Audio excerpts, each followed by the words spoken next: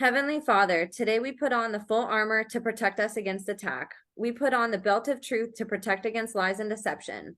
We put on the breastplate of righteousness to protect our hearts from the temptations.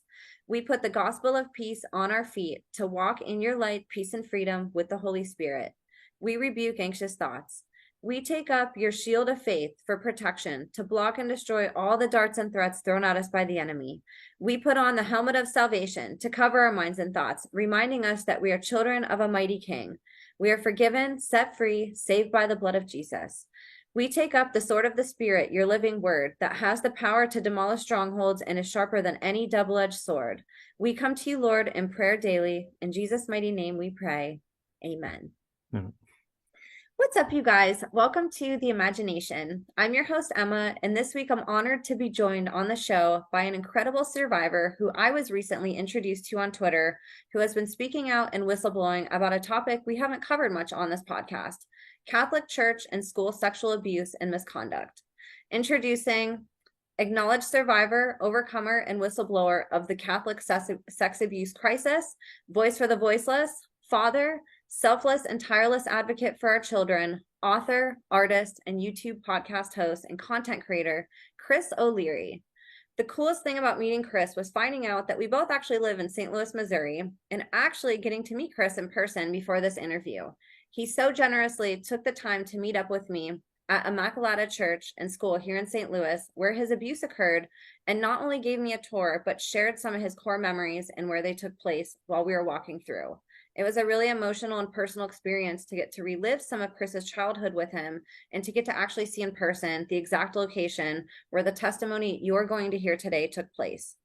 Chris's abuse was at the hands of a priest working at Immacolata by the name of Father LeRoy Valentine, who, in addition to being a priest, was also a pedophile and perpetrator of young and vulnerable children.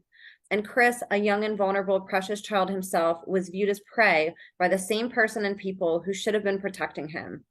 The abuse was further covered up then by Bishop Timothy Dolan, now serving as the Archbishop of New York and potentially could be the next pope. This case goes all the way up to the top if exposed. The abuse memories from Chris's childhood were largely suppressed and covered by happy and feel-good memories through much of his life, and it wasn't until later on, when the partial memories he did have began to find their missing puzzle pieces, and Chris realized his happy childhood at Immacolata was not quite the feel-good place he had thought he remembered. The abuse Chris experienced as a child, he calls a precursor to the abuse he'd then go on to receive as a whistleblower, as he was faced with the realization that when you make allegations of abuse against the church, there are measures in place to not only continue to protect the abusers, but there really is zero help at all for survivors of church abuse. Chris appropriately dubs the treatment he's received as an adult as abuse of the abused. Chris's story is important because Catholic Church abuse and abuse in general in religious establishments is insurmountably high, and seldom do these stories get heard on a grand scale without some sort of cover-up or settlement. Although Chris's story is no different, with covert cover-ups in place to protect the abuse and the abusers, he's tirelessly stood up to these abominations over the last few years and has become a powerful voice and advocate for victims and survivors alike who have been abused and who never get heard. I encourage you all to pay attention and learn, as this is still to this day happening to children all over the world, and we need to shine a light on the darkness that has been occurring for far too long. Before we dive into today's episode, I want to give a reminder that if you are a survivor or whistleblower who wants to share your story in the podcast, or who wants to share any information privately with me, you can go ahead and email me at imagineabetterworld2020@gmail.com. Send me a briefing of who you are and how I can help support you, whether it's through podcasting or information sharing. I also just started a Substack that you can support at www.emmacatherine.substack.com, where I'll be doing weekly recaps and insights on my podcast and episodes, and using this as a place to publicly journal my journey as an advocate for our children. All my social, email, and project links can also be found in the show notes, as well as Chris's. And as always, I'm so grateful for all of your support. So you guys, without further ado, please help me in welcoming this week's guest, survivor, overcomer, hero, whistleblower, and my new friend, the one, the only, Chris O'Leary. Chris, thank you so much for being here with me today. No, thanks for having me. Thanks for the opportunity. It's it's an ugly story that people don't like to talk or think about, but that only makes things worse rather than better. So Yeah, and that's exactly it, and people who do talk about it, there's a lot of measures in place to shut them up or intimidate them. And honestly, abuse is just embarrassing in general, and there's a lot of shame built around church. We go there with families, friends, communities. Calling out something against that can be very offensive also for other people in our lives who might not want to share, these places that they frequent, thinking that it's going to reflect on them too. So overall, it's an understated topic because it's happening on such a grand scale, but it's talked about so little. So I'm so grateful that you're here. This is a topic that relates to more people than some of the topics that I talk about on my podcast. And, I think I know you're going to give a voice to so many people, not only listening, but in the networks of people who are listening and beyond. So I'm so honored to have you here, Chris. So I'm going to turn it over to you. I know that we were going to start at a place in your story involving right, Spotlight. right. So I'm going to let you take it away, and we'll have just a very organic conversation, and kind of work our way from some of the experiences that you went through and into what's happening now in your life. Okay. Well, all right. First and foremost, let me start at the ending and say that I am a Christian still. Uh, that's not an obvious conclusion from those people don't always see how that's possible. I'll kind of explain it. Long story short, I do believe that I'm following the example of Jesus Christ. In terms of the Catholic Church, my expression is I still have my pinky toe in the Catholic Church. All my friends are Catholic.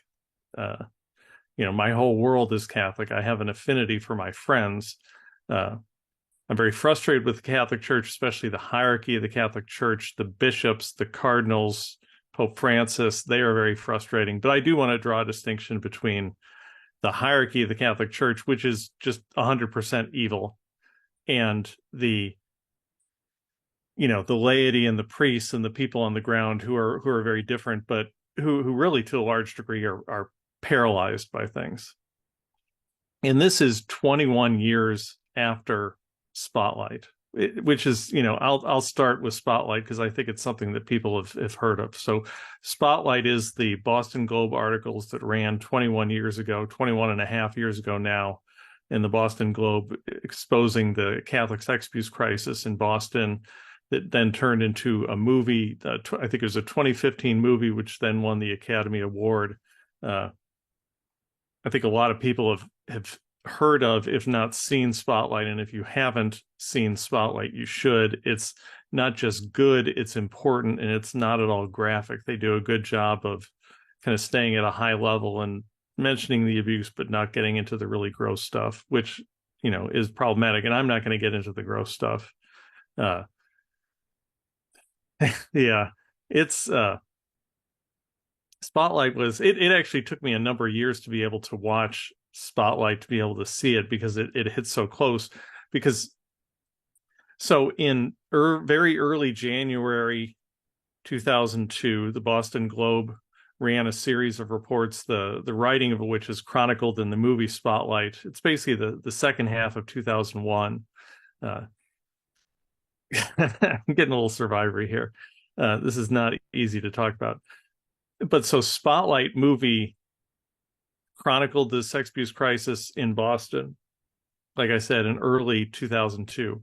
So as it turns out, I think it's a natural question to wonder what exactly happened next after the events chronicled in the movie Spotlight. Well, my story picks up where the movie Spotlight left off, with a 2002 March New York Times article entitled "Two Paths, No Easy Solution on Abusive Priests," that ran. And I don't have a memory of the Spotlight articles coming out, of the Spotlight articles running, but I have a memory of what happened in very early March 2002.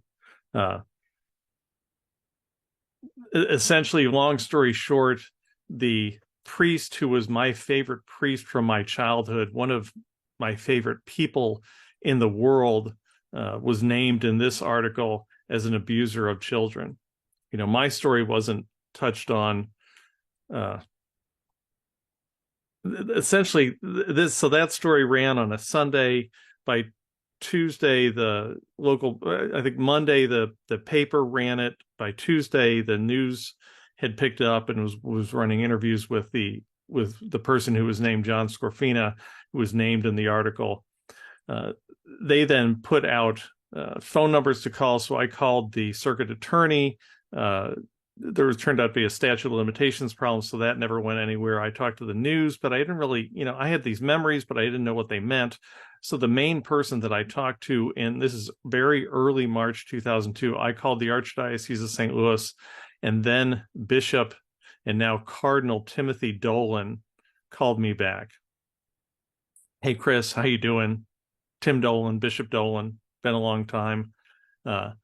I knew Cardinal Dolan from Immacolata. He was at Immacolata for, I guess it was 3 years, from the summer of 76 to the summer of 1979. I served for him at least once. I remember being his right-hand man. And, in the Catholic Church, they say, let us pray. That's the sign to get the big book out. I held the book for then Father, now Cardinal Timothy Dolan, the Archbishop of New York. So I was completely thrown by this New York Times article. I wanted to, I had these memories. I didn't know what they meant. A lot of these were my favorite memories from my childhood. I remembered a lot of the preceding stuff. I didn't really remember the very worst stuff. But I had a lot of very fond memories of my time with Father Valentine. So I asked then Auxiliary Bishop Dolan, what does this stuff mean? Do you believe this stuff?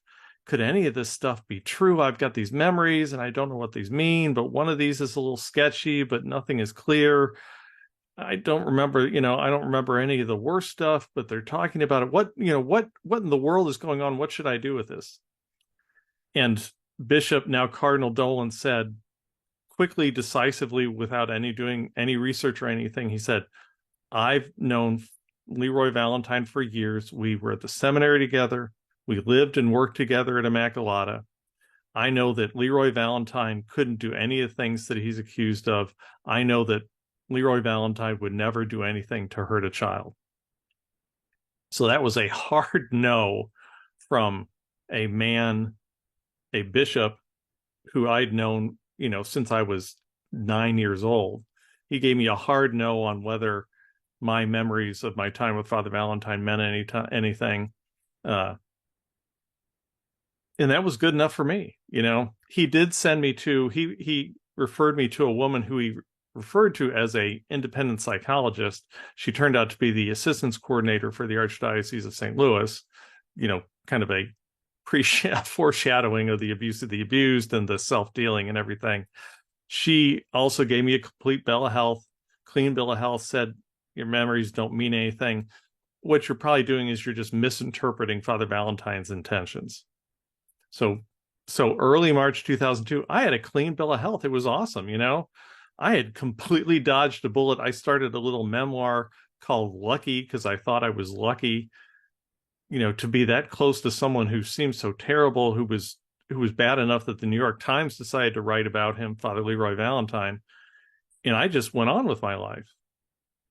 And then I got sick, as my kids got older, as my kids started passing through the ages that I was, I started having panic attacks, and I never had panic attacks before. And, kind of long story short, I've since come to learn, and this is just since 2018, 2019, I wasn't the only person who talked to Cardinal Dolan in March 2002. I've got a document that proves at least one other person called, and I've talked to a third person who talked to Cardinal Dolan in March 2002, such that by the end of March 2002, Cardinal Timothy Dolan, possibly the next pope, now the Archbishop of New York, had talked to 3 people with stories about Father Valentine. He believed them sufficiently that they asked Father Valentine to resign, so that by the end of March 2002, Father Valentine was gone, was really just kind of cut loose by the Archdiocese of St. Louis. And the really kind of horrible part is I was just going on with my life. I went to Florida, I went on spring break, and I started having these problems, but I knew that the problems I was having were not related to the Catholic sex abuse crisis, to the spotlight stuff, because Bishop freaking, eventually Cardinal freaking Dolan had given me a clean bill of health. And so 2007, I ended up getting really kind of sick and having PTSD stuff, and went back to the Archdiocese of St. Louis in 2011. That was a bunch of the runaround. It was all about protecting Cardinal Dolan. I ended up filing a lawsuit, but Cardinal Dolan and his actions in 2002 created a statute of limitations problem. So now and again, I am a Christian. I do believe that the Catholic Church is being devolved into a death cult by the hierarchy of the Catholic Church. I don't see very much Jesus left in the Catholic Church. I see a lot of narcissism, and the problem is the failure of accountability, the lack of accountability for people like Cardinal Dolan. But I really do believe that I'm following Jesus Christ's example in trying to protect people. What's my motivation? My motivation is to warn people. I'm trying to warn people as I was not warned. And that kind of goes back to the beginning of the story, which we can get into. But, long story short with that, when I started trying to understand what happened to me and how and why, I assumed that nobody knew. But it turns out that a lot of people knew, and they just kept their mouths shut. So that's that's kind of my angle, my story relative to Spotlight. I've started a podcast, and I start out with the Spotlight stuff because I think people they know what Spotlight is. They have an understanding of what Spotlight is. And in my stories, because kind of the answer to the question of what happened next after Spotlight. So that's kind of how I tell the story and why I tell that story that way, knowing that people have probably heard of Spotlight. So what questions do you have for me?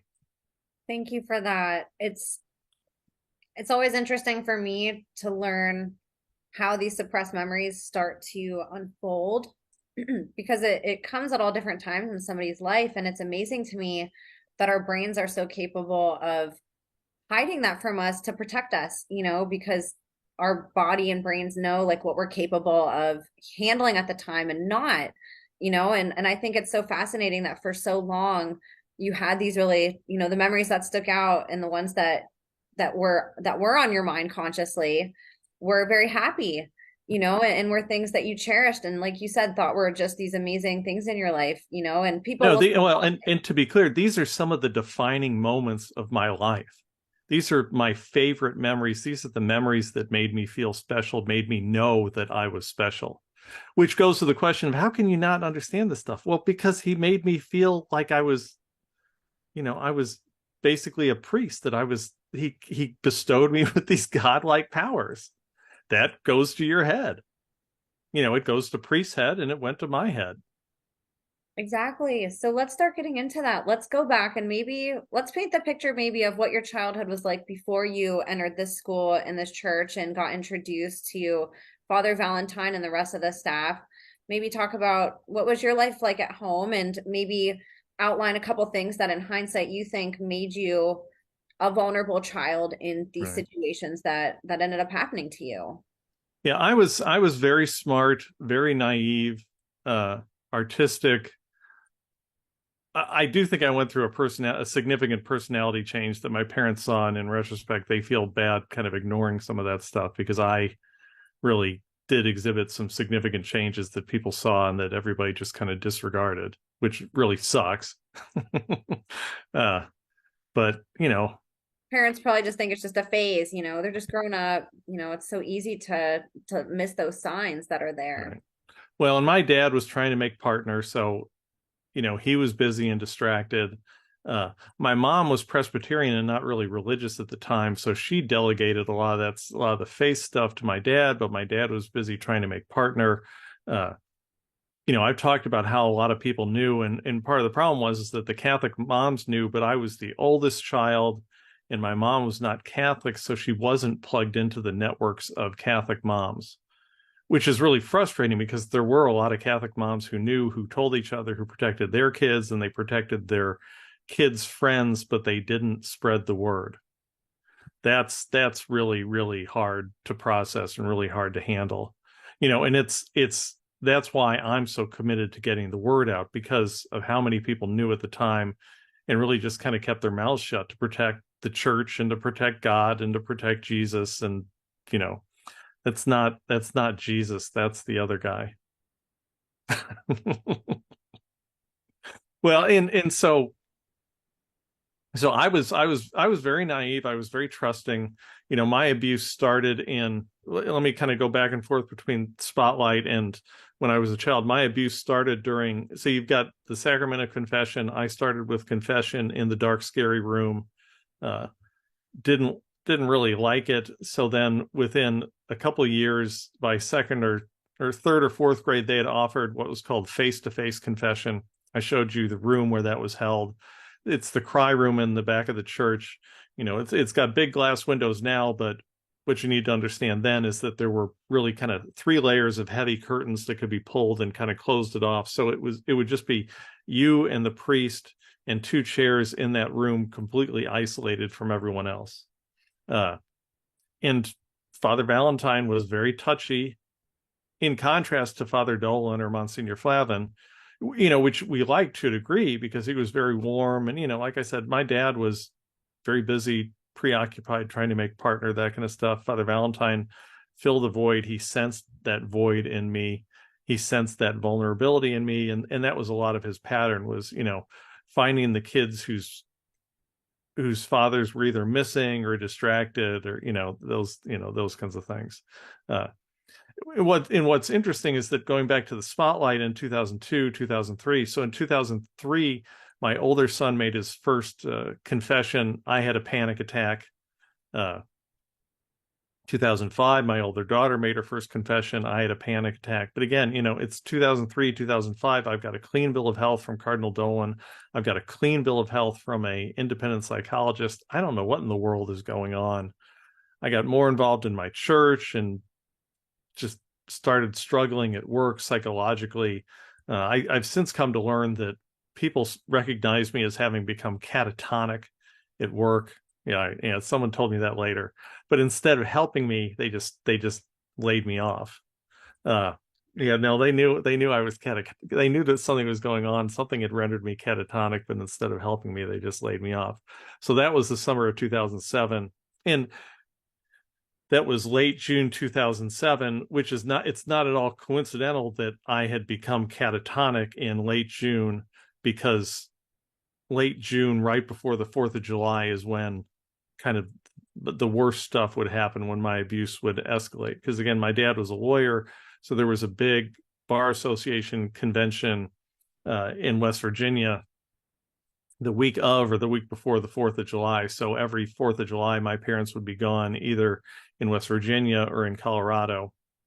I'm blanking on the name of the convention. It's Greenbrier in West Virginia. Get a little survivory there.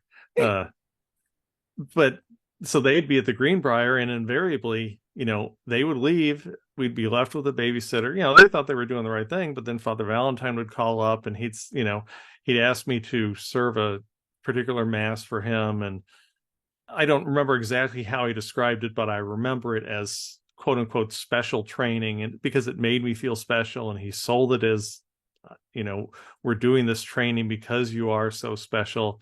I'm doing this stuff that I'm not going to do with anyone else. I'm going to tell you some stuff that I probably shouldn't be teaching you, but because you're so special, you can handle it, right? And I can just see your face is just, you want to throw up, because, it was pure manipulation. And my parents weren't around to defend me, and the other parents in the school had abdicated their responsibility. So that kind of escalated over the time, so that, I was sexually exploited, sexually abused, sexually assaulted, raped over the course of 4 years, stuff that graduated, that escalated from testing to grooming. And to make it clear, a lot of people talk about grooming. Well, before that, there's a stage called testing. And Father Valentine's test was really kind of simple and really kind of horrific. He liked wrestling with people, and while he was wrestling with you, to test you, he would grab your balls. And see how you reacted to that. And one of the guys, threw him across the room. No, I know. It's so Yeah, sick. Kids, no, kids. yeah, children. No, this is like 10, 9, 8, 7 year old, 11, 12 year old. Uh, but it's a priest, and these guys are the living representatives of God on earth. So when a priest touches your balls, you don't think anything about it. Except for this one guy who threw him across the room, who he never bothered anymore because he failed the test. But I passed the test by freezing. Uh, and kind of the really kind of horrible point, to the point of how people knew, is that, and this is the worst. Uh, Within days of his showing up at Immacolata in the summer of 77, and then school starting in like the middle of August 77, the woman who ran the after school program went to our principal and she said, there is something wrong with this Father Valentine guy. This Father Valentine guy is wrong. The way he dresses, and I've talked about, how like 10 years or so, girls used to wear those Nike shorts with like the white piping around the edges and stuff, and they're kind of short. They're not shorty shorts, but they're pretty short shorts. uh Girls, whatever. I got two daughters, I lived with it. uh but he would wear those shorts. Those shorts from 10 years ago were a throwback to shorts in the 70s, and he would wear those shorts, but he would wear them two sizes, yeah, exactly, he would wear them two sizes too small. And he would be bulging and everything, and Mrs. Glarner saw that, and she's like, what in the hell is going on? And then he wants to wrestle with the kids, and the reason he wants to wrestle with the kids is he wants to test them and see if they were going to react if he grabs their balls. uh so Mrs. And this is just the worst, Mrs. Glarner went to Sister Helen, who then went to Monsignor Flavin, and Monsignor Flavin basically said, it didn't happen in the school, so it's none of your business. You're never to speak of this again. If it happens in the school, you can do something about it or come back to me. But this didn't happen in the school. And I think what happened is Monsignor Flavin had a conversation with Father Valentine and basically said, if you're going to do any of this stuff, you need to do it either in the gym, the church, or the rectory. He was completely enabling, Monsignor Flavin was completely enabling him. And that's where kind of my memory, so this is like fourth grade. You've got the face-to-face confession starts when I'm 10 or so. Then in November of 77, he has four of us over for a pizza party to play Risk. And again, that involved wrestling in the basement and testing and grabbing balls and that kind of stuff. But that was in the rectory, so it's out of Sister Helen's purview. And that's really kind of the worst part is, I've talked to Sister Helen about this, and she's like, I was ordered to keep my mouth shut, so I kept my mouth shut, which is very much a harkening back to the era of the Nazis, where people are just following orders. And it just kind of escalated to that. And, well, and I should mention this for the Catholics, the special training involved, essentially, how did he get to you? Well, he got to me by giving me the power to consecrate the Eucharist. I don't know about you, but I, a layperson and a child, was given the power to consecrate the Eucharist by a priest, which is, of course, completely blasphemous and not how it works and everything. But I was a kid. I was 11 or 12 years old, and I didn't know the difference. I didn't know what that does. A priest told me that. And what he was doing was, so Catholics believe that a consecrated host is the literal body of Jesus Christ. So what he was trying to do was, he gave me this consecration power so that I'm dealing with the literal body of Jesus Christ. So then when he has me perform these different tasks, I have to be super careful, and I'm super distracted by these tasks. And so then he's able to touch me and do things to me without my really kind of understanding it. I knew it to a degree, but I'm so focused and I'm so locked in on handling these hosts. And you've seen the painting, and that's kind of the central image of the painting that I've showed you, is this process of special training and handling the hosts and all this kind of stuff. So why didn't I remember this? Well, because this was the coolest, most defining moment of my life, where a priest gave me the power to consecrate the Eucharist. And I'm sorry, but it made me better than you. and it, if I sound like an arrogant jackass, it's because it turned me into an arrogant jackass. Uh, uh it well, and there's the painting. This is a painting that I've been working on, and it's actually, so we took this picture yesterday in front of, so that silver screen door is, so there's the right door in this painting. That silver screen door is the other side of that door in the painting. uh and that's where this special training process worked. And you can see in the painting, I've got my hands up, and I think I'm consecrating the Eucharist, and this is all happening back in the priest side of the sacristy, that kind of smaller building at the back of the church. Uh, and the quote at the top, "But the Catholic Church does so much good." That's what Sister Helen told me. That's why she kept her mouth shut. Uh, and then in the upper right hand corner of the painting, you've got Satan whispering in Cardinal Dolan's ear, "Power, fame, all in your name," is from a song by a band called Suicidal Tendencies. So it gives you a sense of kind of what my mindset was like. But the floor, those are the eyes of all the people who knew what was going on, and just kind of turned away from it. And the scary part, the worst part, and why I appreciate you're doing this and helping with this, is that turning away process is still going on. As I say, as I've said on my posters, Catholic children remain in danger, and not just Catholics and not just children.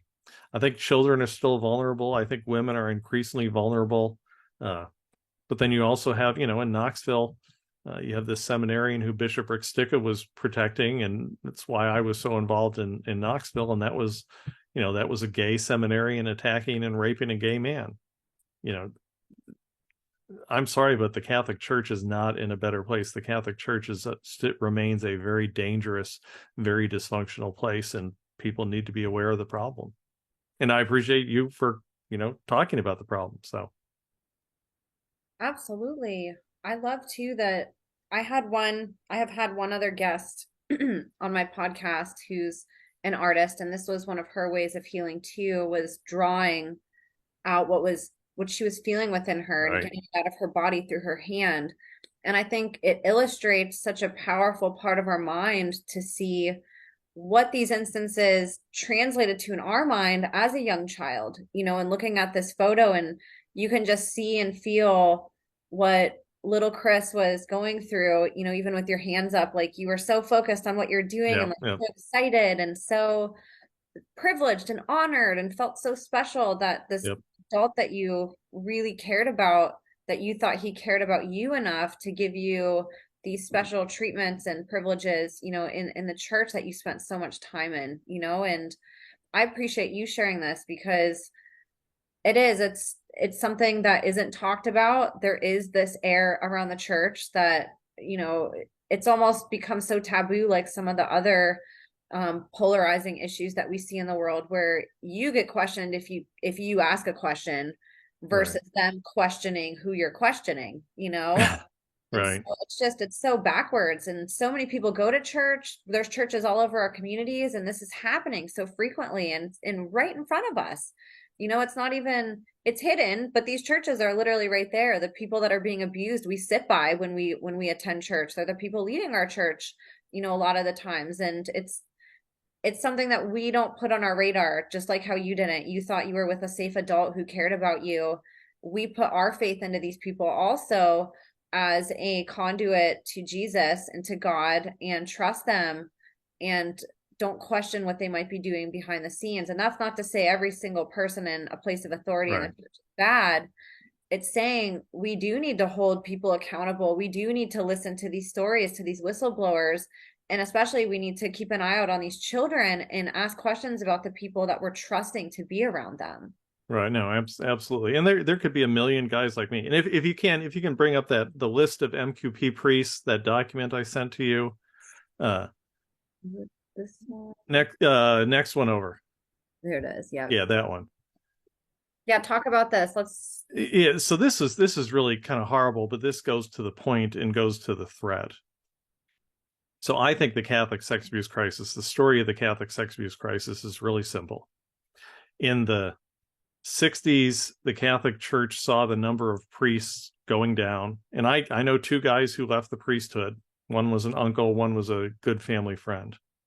So I think the Catholic Church saw their trend line of priests tip over and go down, and the Catholic Church did what any large organization does, what the army does in times when they can't recruit enough people. They lowered their standards. I think that's the simple answer of the Catholic sex abuse crisis. The Catholic Church lowered their standards, and who wants to be a priest? Well, pedophiles want to be priests. I think they were turning them away. You still have stories of people who were ordained in the 50s and 60s who were pedophiles, but it seems like things really spiked in the 70s. And I think what happened is that the Catholic Church loosened up its standards by the 60s and by the 70s at least, and the Archdiocese of St. Louis at least, but I think other dioceses and archdioceses as well put in place what I refer to as the program, and it's pointed to by the second, third, and fourth names on this list. The fourth name is Father LeRoy Valentine, my abuser. But I'd suggest that the second and third names, Creason and McDonough, and then Valentine, the thing to pay attention to is the dates, how they run back to back to back. And this corresponds with something that I've been told about Immacolata, that my lawyers told me about Immacolata, which is that there were a lot of really bad guys who went through Immacolata for some reason. And it corresponds with something my dad once told me, which is that Monsignor Flavin is good at working with troubled priests who have problems. I remember having that conversation with my dad because this is a conversation about a different priest, a priest who talked really kind of strangely, but he made a comment about Monsignor Flavin working with troubled priests. And you can see in this list here how the names go back to back. These are known abusers. And I think what happened is that in the mid-70s, the Archdiocese of St. Louis put in place this program to manage abusers. They knew who the abusers were. They knew in the seminary who these guys were. And I've actually seen dates related to Valentine that I didn't believe, but I think what happened is Valentine started abusing kids when he was in the minor seminary, which is high school, and then also in college. And the Archdiocese of St. Louis knew that he was abusing people, as other dioceses did. And I think this document proves it, So you've got this program in place at Mary Queen of Peace, which is actually the parish where I raised my kids. You've also got another example of the program at Immacolata, which is the parish that I grew up in. The Archdiocese of St. Louis, what they did, and the Catholic Church, what they were trying to do was protect the church by putting them at certain parishes with quote unquote seasoned pastors. And I can't tell you how triggering it is to see that phrase seasoned pastor still being used now, which makes it clear that this program that this document proves is still in effect, which goes to your point and to my point of this is not a problem of 40 years ago. This is a problem of the present. They're still using the same language. And the problem is that now Cardinal Dolan, potential Pope Dolan, whatever he takes his name as, instead of being punished for overlapping with my abuser for what he did in 2002, and the worst part that I haven't really talked about is that, so I was abused in the 70s, and now Cardinal Dolan overlapped with my abuser for 2 years from 77 to 79. And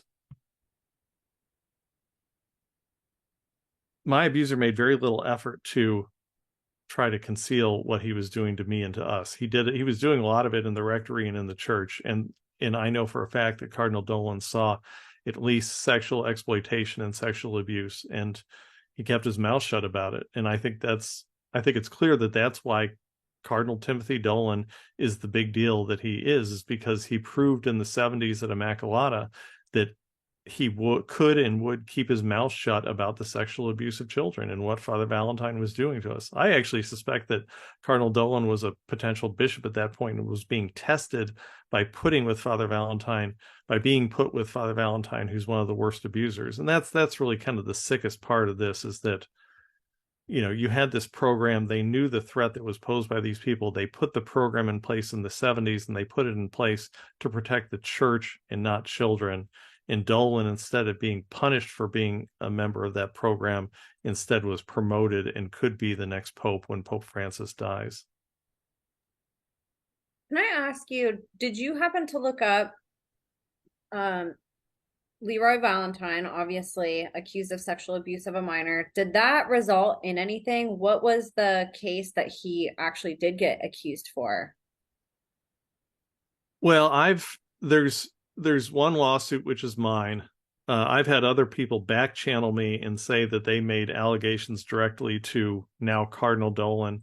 I did find an allegation made by so basically, Valentine was permanently removed in 2013, and there'll be press releases related to that, especially on the SNAP, the Survivors Network of Those Abused by Priests website.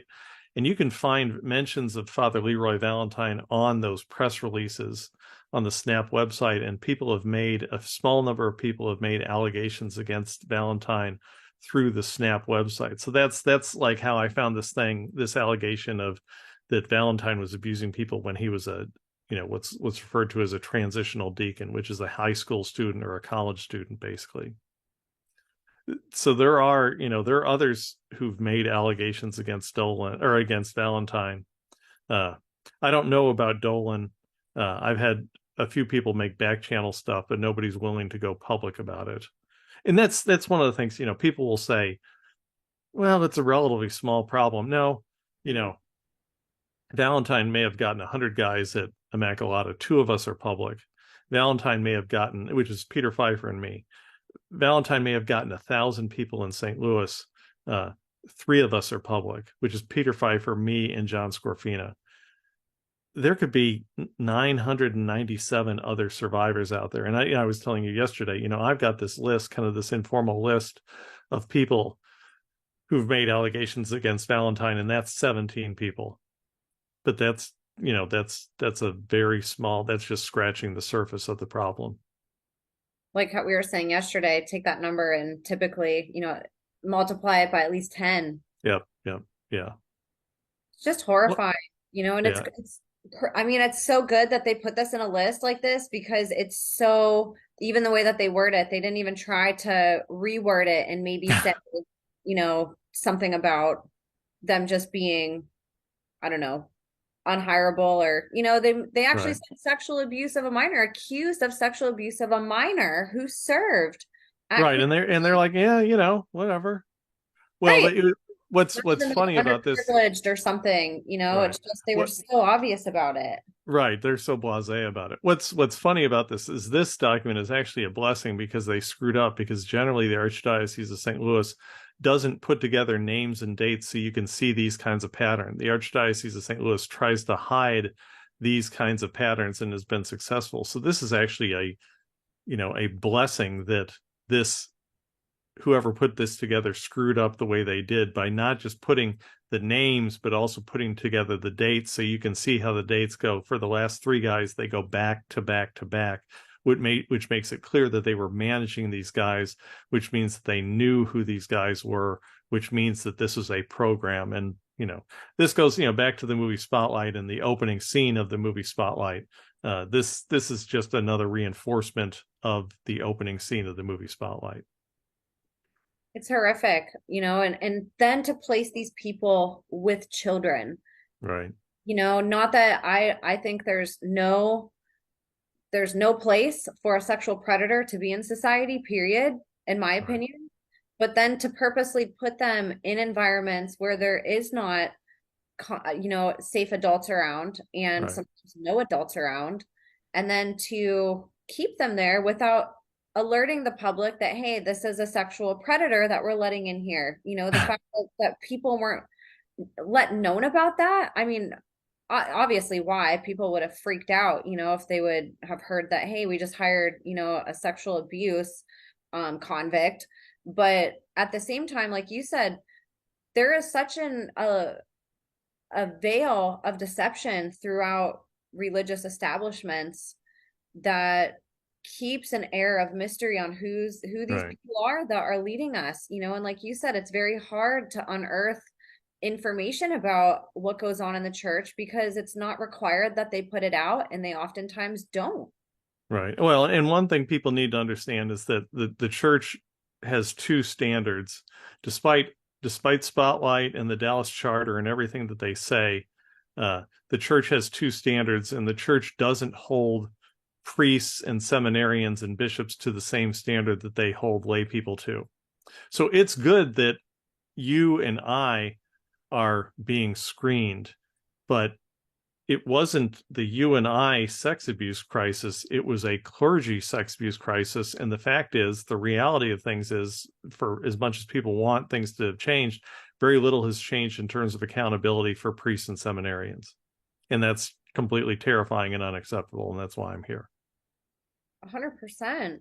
And so let's maybe go back and deconstruct more of what happened as a child, especially because one of the things that I think your story is really powerful in what it can do is prevention. Right. And as children, we aren't taught about testing and grooming. And so then we grow up as adults and we don't know to teach our kids these things because it's not something that we're taught. And even when it happens to us, we don't necessarily have the vocabulary for it. I'd love if you could explain a little bit about sort of how that pathway was. You did mention a few things of what he did. Were there Well, other here, all right, bring up the last picture that I sent you via Twitter, and I'll kind of start here. And this kind of goes to a couple different points. which Well, one and was it? so The one that you texted me? yeah, the last one I texted you. Gotcha. Okay, let me find that one. Here it is. Okay. Uh which makes a whole series of points, both to your question of how exactly does this stuff happen, but also, the problem. This is a problem in my own family. So these are people that I'm related to. And this is actually one of the things that really kind of got me going. This is from 10 years ago or so. But one of the things to pay attention to, see, what was so triggering about this was the scene. You've got a priest, and he's got his collar unbuttoned, and he's really casual, and he's not wearing a cassock and everything. He's a really friendly guy. And that was one of the differences between Father Valentine and Father Dolan and Monsignor Flavin. Father Dolan and Monsignor Flavin kind of kept their distance, and they wore these cassocks, and they were formal, and they kind of kept to their own space. They stayed in the rectory, and it was a big deal. One of my first memories of a priest is Father Dolan coming to our third grade class to tell the story of Jesus healing the blind man at Bethsaida, where he takes two turns to do that. So that was Father Dolan, and that was a big deal that he was in the church at the time. Father Valentine was very much like the priest in this picture, which is why I got so triggered by it. He's casual. He's got wearing the collar, but the collar's unbuttoned and everything. And oh my gosh, he's got a puppy. And he's kind of like stooped over, like being chummy with the kids, like he's one of them. Yeah. Yeah. So I saw this picture, and this picture just triggered the crap out of me. It's not just the fact that I know who these kids are, but the whole scene. And he, like you said, he's being very chummy and friendly, and he's got the puppy. And this is exactly how things worked for us. This is the grooming. This isn't necessarily the testing. I can't really tell if he's touching the kids. If he is touching the kids, that's actually a test. Yeah, it looks like right here, if you can see my mouse. And then over here he has a coffee thing, but he's touching him.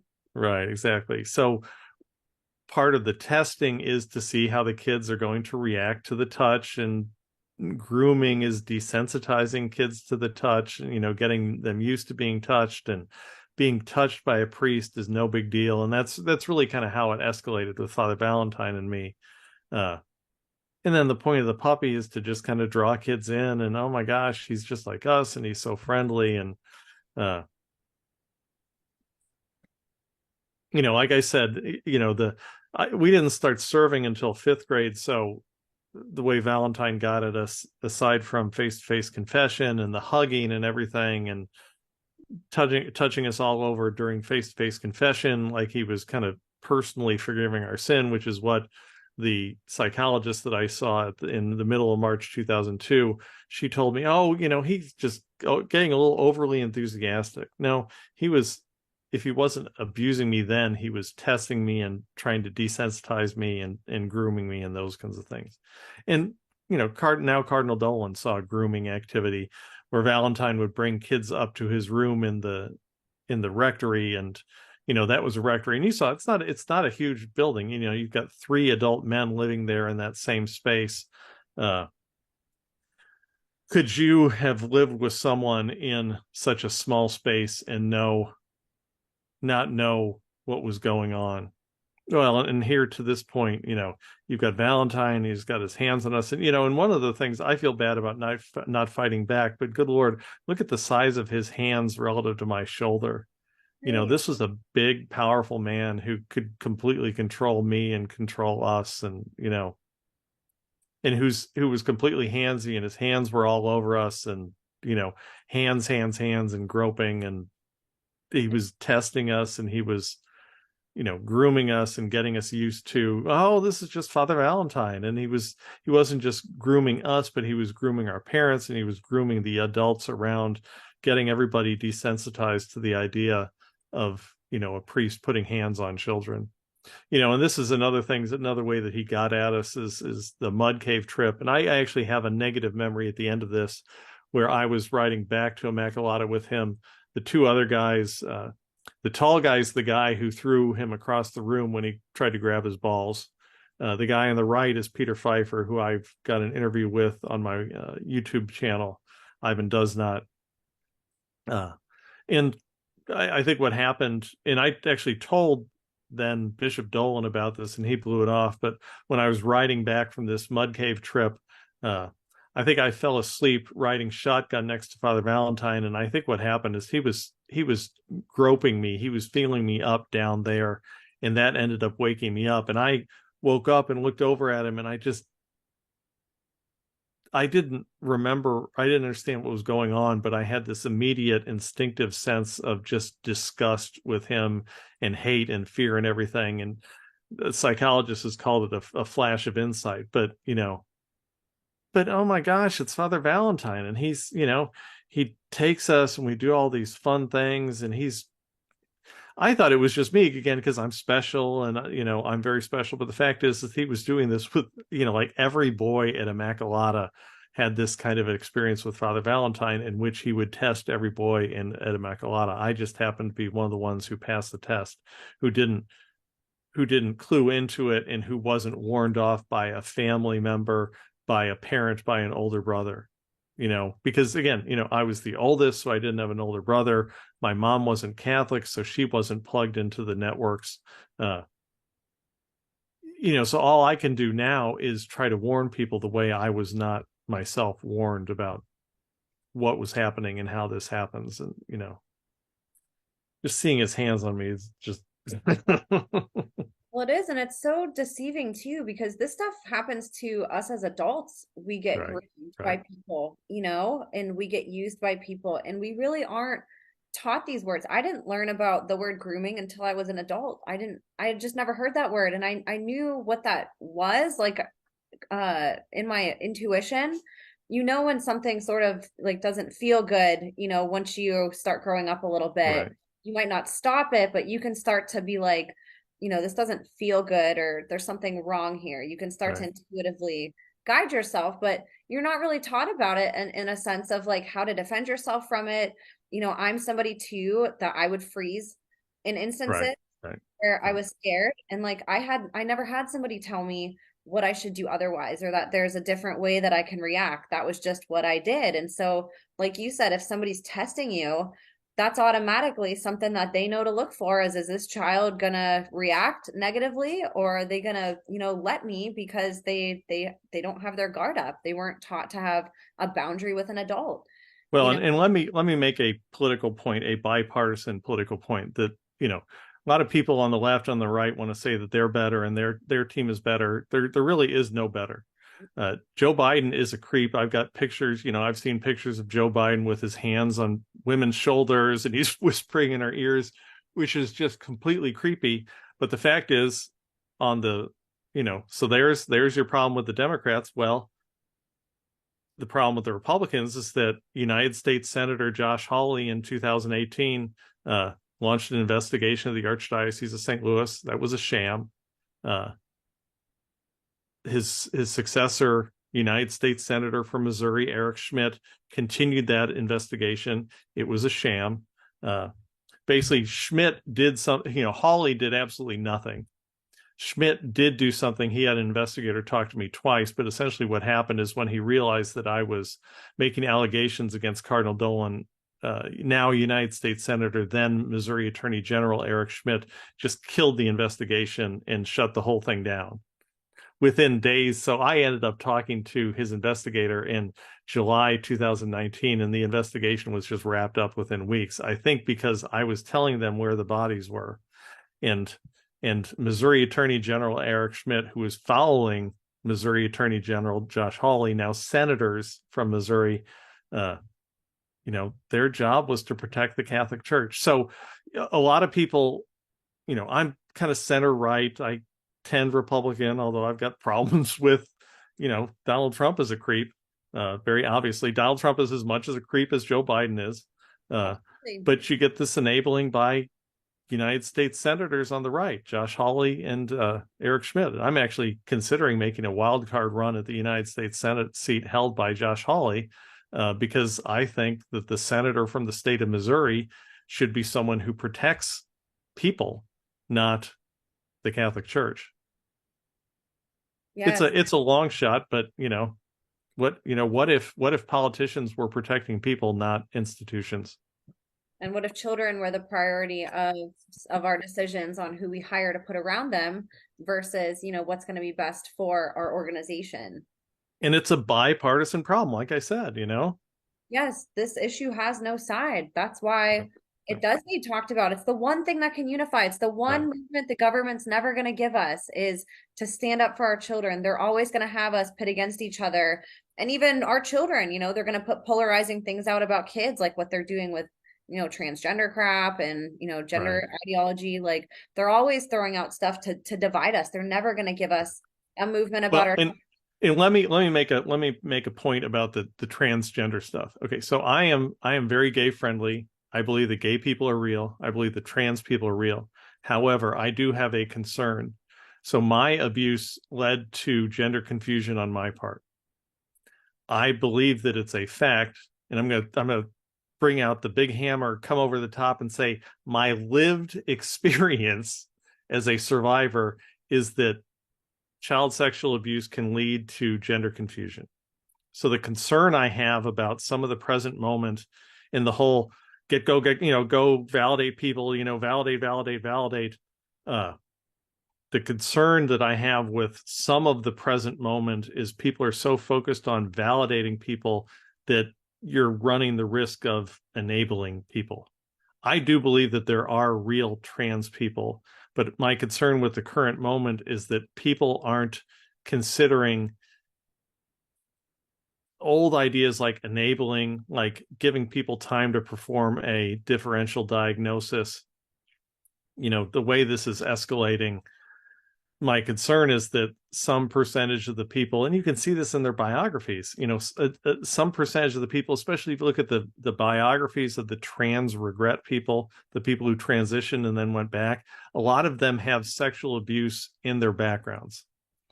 If you're so focused on giving people hormones at the first or second visit, which does seem like a thing, that's a real problem.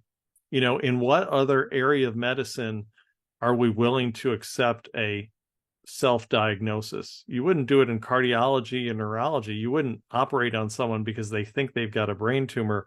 Why aren't those same standards being applied to gender identity issues? I do believe that a lot of the people who think that they are trans are trans. It does seem like the brain and the body can get out of whack organically, but my concern is that people don't want to talk about the impact that child sexual abuse can have on that process. I think it's a thing, and it's a thing that people don't want to discuss, and that's a problem. I really appreciate you bringing that up because I've heard that a lot just on the show. That was something that a lot of guests that I've had suffered. It was a part of their abuse where they went through that. But And people don't, but it's sexual abuse and nobody wants to talk about sexual abuse. So then you can't talk about it in the context of the trans stuff. exactly. And that's where we're letting people down. We could, if we just were able to ask this question, we could maybe be helping people feel whole again and, help them realize that this isn't maybe something that they actually do want, and Right. especially with kids too. And that's where like I love that somebody like you can speak from experience. It doesn't always, it's not always validated when people just say something, but whenever it's actually from an experience, Right. that's something that we should be listening to. We should be learning from survivors who have gone through stuff and taking notes and saying, all right, well, if this is happening as a pattern in all these people, Right. why doesn't it make sense that we should at least just ask the question and try to help others that may be going through a side effect of sexual abuse versus what Right. they might be interpreting as being transsexual or homosexual? Right. No, it's this is a real conservative, classically conservative argument of the world's complicated. Let's slow down a little bit. Enabling is a thing. Enabling is a problem. I know that affirming is all the rage, but affirming and enabling start to get close together, and when you're not allowed to even discuss this kind of stuff, that's a huge red flag. This is not a good moment that we're going through. And it's not a good moment. People are going to be hurt as a result of this. And like I said, I've got lived experience. I thought lived experience counted for something. Could you It's not could you the explain how that happened to you or like what you went through? well, I had no concept of homosexuality. Sure. Like I said, now like half my friends are gay. Well, as I said kind of yesterday, so my abuse started in fourth grade. In third grade, I fell in love with my third grade teacher. That just clicked the hetero bit. And I was just like, I like women, she's the most amazing person I've ever seen in my life. Uh, but then this priest starts doing this stuff to me, and he's doing with me stuff that men only do with women. And I have no concept of homosexuality. So that was just very confusing. Why does this priest, who's someone who's next to God, why is he treating me like men treat and touch women? Does that mean that he thinks I'm a woman? Well, if a priest thinks you're a woman, maybe that means you're a woman, you know? And it was just very confusing. And then I got more and more isolated and I got more and more weird. And it was just kind of this downward spiral of confusion. And I didn't have anyone to talk about it with. And, my parents saw some stuff and my teachers saw some stuff, but nobody took it seriously. To a degree, nobody had words for it. Uh, I never had any gay experiences because I just, my body does not respond to men's bodies the way it does to women's bodies. I'll see a ripped guy and I'm like, God, I wish I looked like that. That's about it. You Appreciation. know, how do I get pecs like that? I wish I could have pecs. You know, that's that's it. Uh, I like women. I had 4 kids. I was married. The reason I got divorced was because I got sick and was dealing with PTSD and everything. But I was very happily married, and you know, so it's but because childhood sexual abuse and sexual abuse period is not something that can be discussed, I don't see people willing or able to discuss this stuff, and the politics gets so involved in it, and everything, politics come in so quickly, and there's so much defensiveness, and people want to defend President Trump, and they're excusing a lot of stuff, and my parents excuse a lot of stuff, and people will say, what about Biden? And I'm like, yeah, no, but Joe Biden's just as creepy as President Trump is. Yeah. I can have equally creepy stories about both of them. They're politicians, and politicians are very often narcissistic and creepy. It's a bipartisan problem. The problem is really kind of orthogonal to left and right. It's just either you're creepy or not, and whether you're doing something about the creepiness of people or not. And the concern that I have is that on the right, people are just kind of ignoring things and enabling things. And on the left, people are so busy trying to affirm people that they're enabling people, but nothing is really changing, nothing is being addressed. And that's a problem. The problem's not being solved. The problem is in some ways being, pushed farther and farther down. Yes, and we're getting to a point, like you said, where we can't even talk about it, No, and that's right. And that's the sign of major dysfunction. And that, that's you're in a bad place when it's not possible to discuss things. That's a really bad place. And that's why I'm trying to speak up about this again, using my lived experience, like the hammer of lived experience. I don't know whether that's going to count for anything, but it happened to me. If it happened to me, does that mean it's happening to other people? Let's get kind of conservative about this and just kind of think about this and slow down and understanding that enabling is a problem. And, you know, let's give the doctors time to do a differential diagnosis. And, back in the 70s and the 80s, there was this 2-year period called the real life test. And we seem to have taken a 2-year period and turned that into 2 weeks or 2 visits. And, it's not, we're changing things. And I'm very concerned by the present moment because people aren't taking into account abuse and the after effects of it. Yeah, and then it just perpetuates it more. Right. Then the abusers have an even bigger umbrella to hide under because nobody's able to talk about it. Right. And Right. children are being victimized and then also not being empowered with this information. And I Right. love that you talked about, what that was like for you as a child, because that's something that there's children all over the world going through that right now, Right. just Right. being confused. Like you're not that's that information and what you were going through was way too mature for that little, Right. 9, 11, 12, 13-year-old's brain to be able to even comprehend, much less have vocabulary for, have context for, that you had no comprehension of what any of that was, The so the only thing that the only thing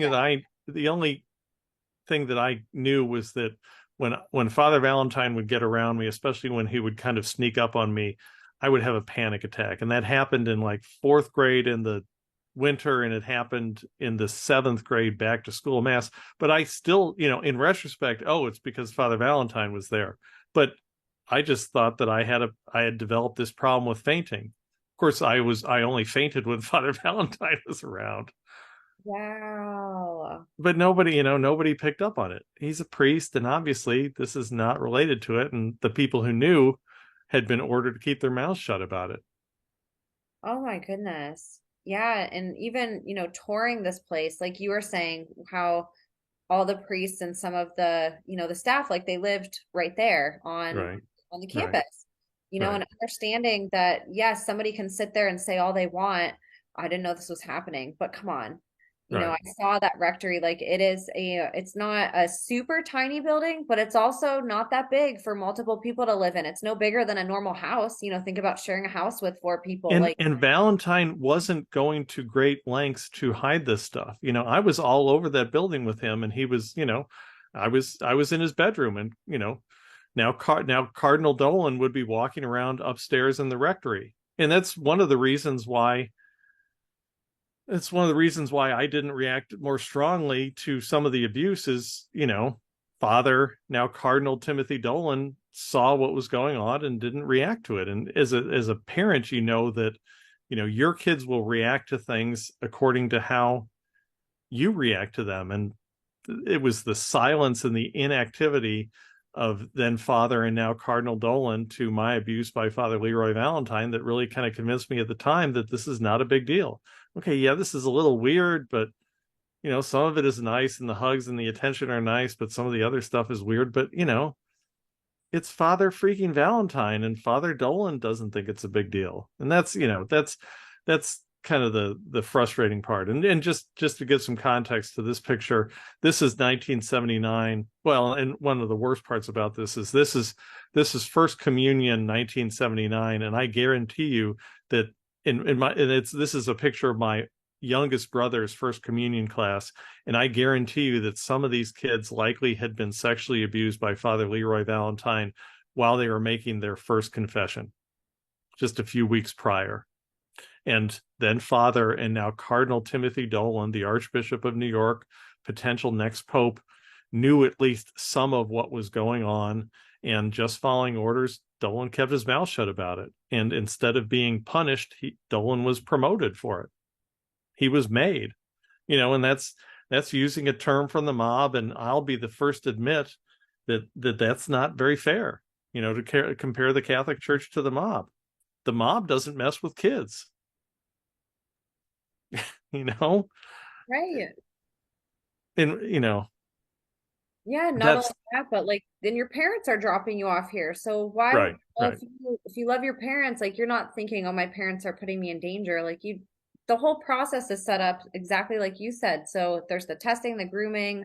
It's all the best abusers are able to make it seem like you're not being abused. Like that's the whole point. They have all the patience, all of the tools. It's a slow, deliberate creep. People right, picture abuse to just be these very violent interactions with right. people that just happen and they're obvious. And that's not what abusers do. They're very deliberate. They earn your trust. I believe it's like, around 90% of abuse, if not higher, happens from somebody that is in Right. the child's life. I think it's closer to 95% or 98% actually. But, we think of the stranger danger. That's really the only thing that we're taught. So, if it's a stranger, we got to be scared, but we're not going to be scared of these people that we see all the time, these people that our families know and trust, these people that make us feel special. Those are the people that we can trust, and it's so sad that like you said, where do pedophiles hide? Well, around children. Right. That's the same in schools. Like this type of person that wants to commit crimes against children, they're going to find an inn to be around them. If they want access to kids, they're going to be somewhere that they can get that. Well, and they know, I know my parents talked about it. They left me alone with Father Valentine because they knew that Monsignor Flavin was there. They knew that Father Dolan was there. They knew that Sister Helen was there. And this is just so you this is my first communion class. You can see Monsignor Flavin's kind of the only, kind of the common thread, along with the altar and the tabernacle area. I'm in the kind of the right front with the fabulous hair. I need to grow my hair out again because my hair was absolutely incredible. No wonder people liked me. I was just killing it with that hair. Uh, You're a precious child. yeah, but and that's the worst part, is that Monsignor Flavin knew and he kept his mouth shut. His job, he was told, he was just following orders. Again, that's harkening back to the Nazis, but difference is that the Nazis didn't sexually abuse kids, and they didn't try to pass themselves off as the successors to Jesus Christ on earth. Exactly. And while we're kind of looking in the church, I want to show, I had taken a little video inside the church yesterday, and I want you to show and talk about some of the symbolism that that you found in here, because this was crazy. Okay, which one was this? This one right here. Yeah, and let me say, so some of this gets a little conspiratorial, Sure. and But people will blow it off because it is a little conspiratorial, but it's kind of conspiratorial to think that Cardinal Timothy Dolan, the Archbishop of New York, would have seen and turned a blind eye to the sexual abuse of children. That's a huge conspiracy theory, and it's a fact. And I've got photographs that show Dolan in the proximity of a multi-accused, permanently removed abuser. So you can call this conspiracy theory as much as you want, but a lot of this stuff is based on facts. I don't know how far to take it. You can take it the QAnon distance, but there are some interesting aspects to my story that I really don't understand, and I'm not exactly sure how to process. And well, and to the comment I made to you yesterday, cooties are not a thing, allegedly, but cooties influenced my behavior. I think adrenochrome is not a thing, but that really doesn't matter if adrenochrome influenced the behavior of abusers. Whether they were doing it for a valid reason or a bogus reason, whether adrenochrome is a valid reason or a bogus reason, kids got abused regardless. I was abused regardless of whether it was for a valid reason or a bogus reason. And then there are other aspects to my story, the church, that get into the Illuminati and symbols and that kind of stuff. And I don't know exactly what that means. I don't know about things like satanic ritual abuse, but I will point you to the Pennsylvania grand jury report, which has lots of stuff that sounds satanic ritual abusey. People have made allegations against Cardinal Dolan. I don't know whether they're true or not. I haven't been told about this stuff, but that doesn't mean that it hasn't happened or hasn't happened to other people or in other contexts. So all I can do in this situation is just kind of lay out the facts and just acknowledge the fact that there is a triangle with an eye in it over the spot where my family, basically over our family pew at the Church of the Immacolata. That's a fact. I'm gonna bring that photo up. And it was really strange for me to come to understand that symbol, regardless, whatever it means. You can, I'm not going to go into the conspiratorial aspects of that, but I'll tell you that symbol is in the Church of the Immacolata. And weirdest of all for me is that is over the spot where my family would sit. We would sit right by the organ at the church in Immacolata. There's kind of a music area there where they've taken out a lot of the pews. Back in the day, there were just pews up to and right next to the organ, and we sat kind of there's a row that kind of faces the organ, and then there's row behind that, and that's where we would sit.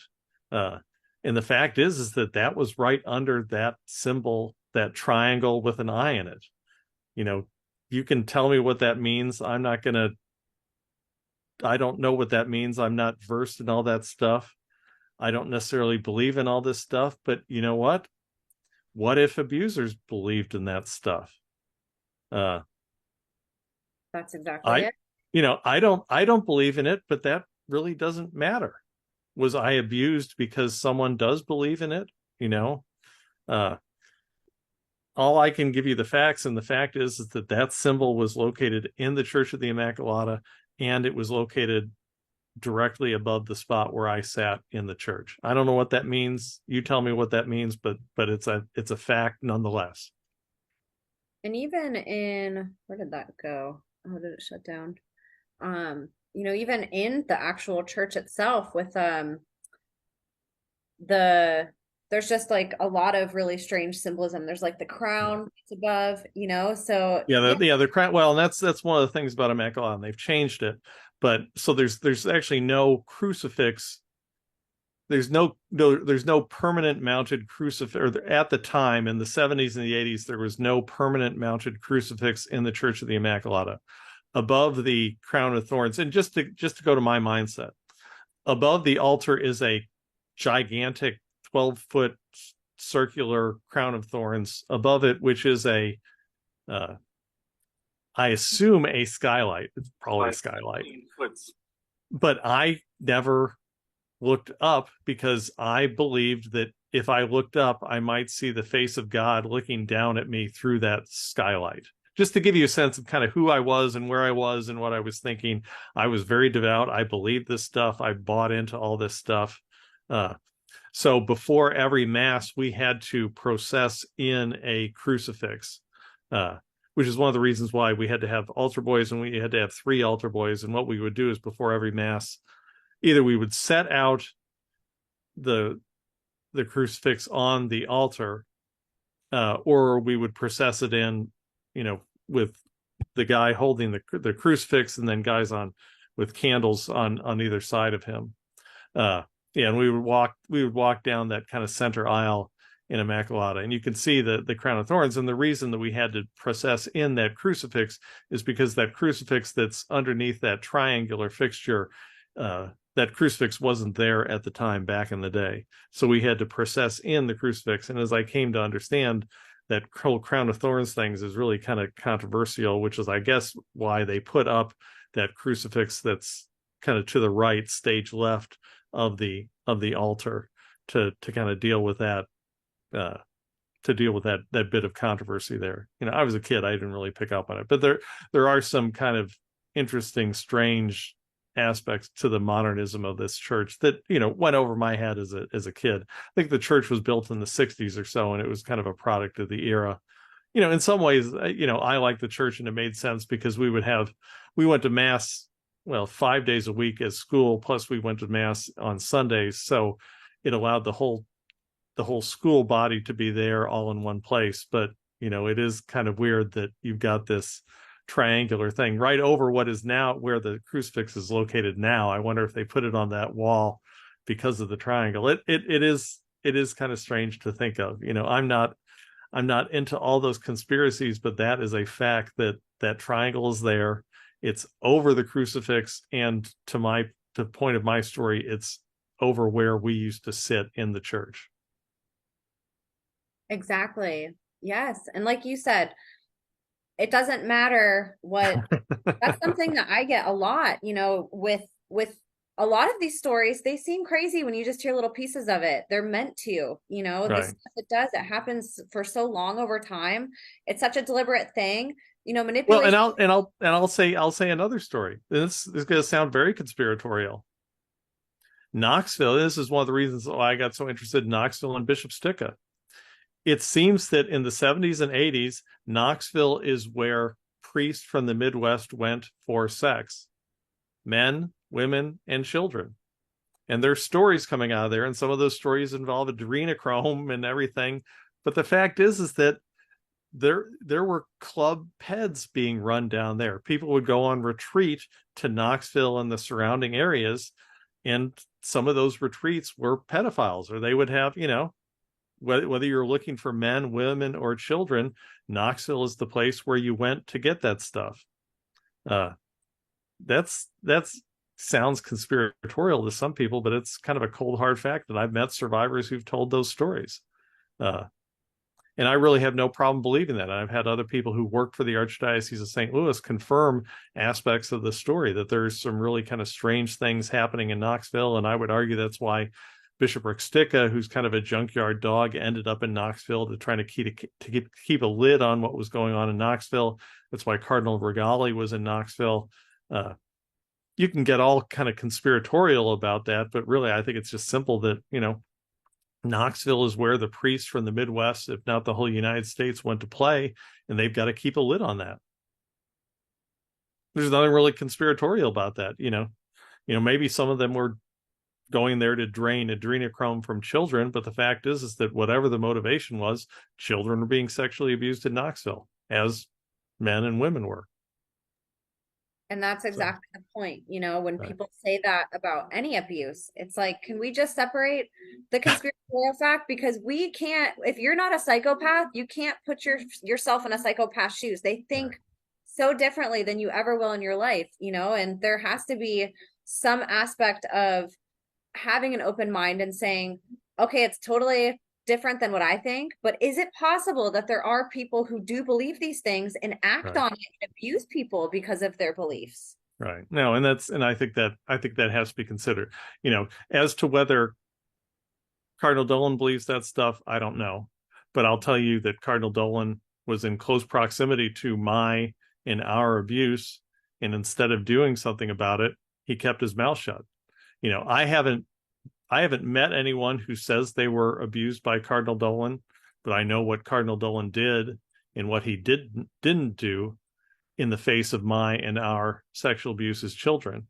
So at a minimum, that is a really terrible, despicable thing that Cardinal Dolan did. What his motivations were, I don't know. I've heard lots of stories. For legal reasons, I can't really repeat them, but the fact is that Cardinal Dolan was in close proximity to abuse, and he kept his mouth shut. And I suspect he did that because it allowed him to progress within the church. It made him, to use the mob term. There's a phrase called "blood in" that comes from the gang world, which means basically you're not going to get made. You're not going to make it into the highest levels of the hierarchy unless you have either committed a crime or turned a blind eye to a crime, because then that gives the other members of the hierarchy leverage over you. And I guarantee you that whatever the motivation, Cardinal Dolan, at a minimum, turned a blind eye to crimes being perpetrated against me and against other people. Whether he did it for satanic reasons or other, I don't know anything about that, but I know what Cardinal Dolan did and did not do at Immacolata in St. Louis, from 77 to 79.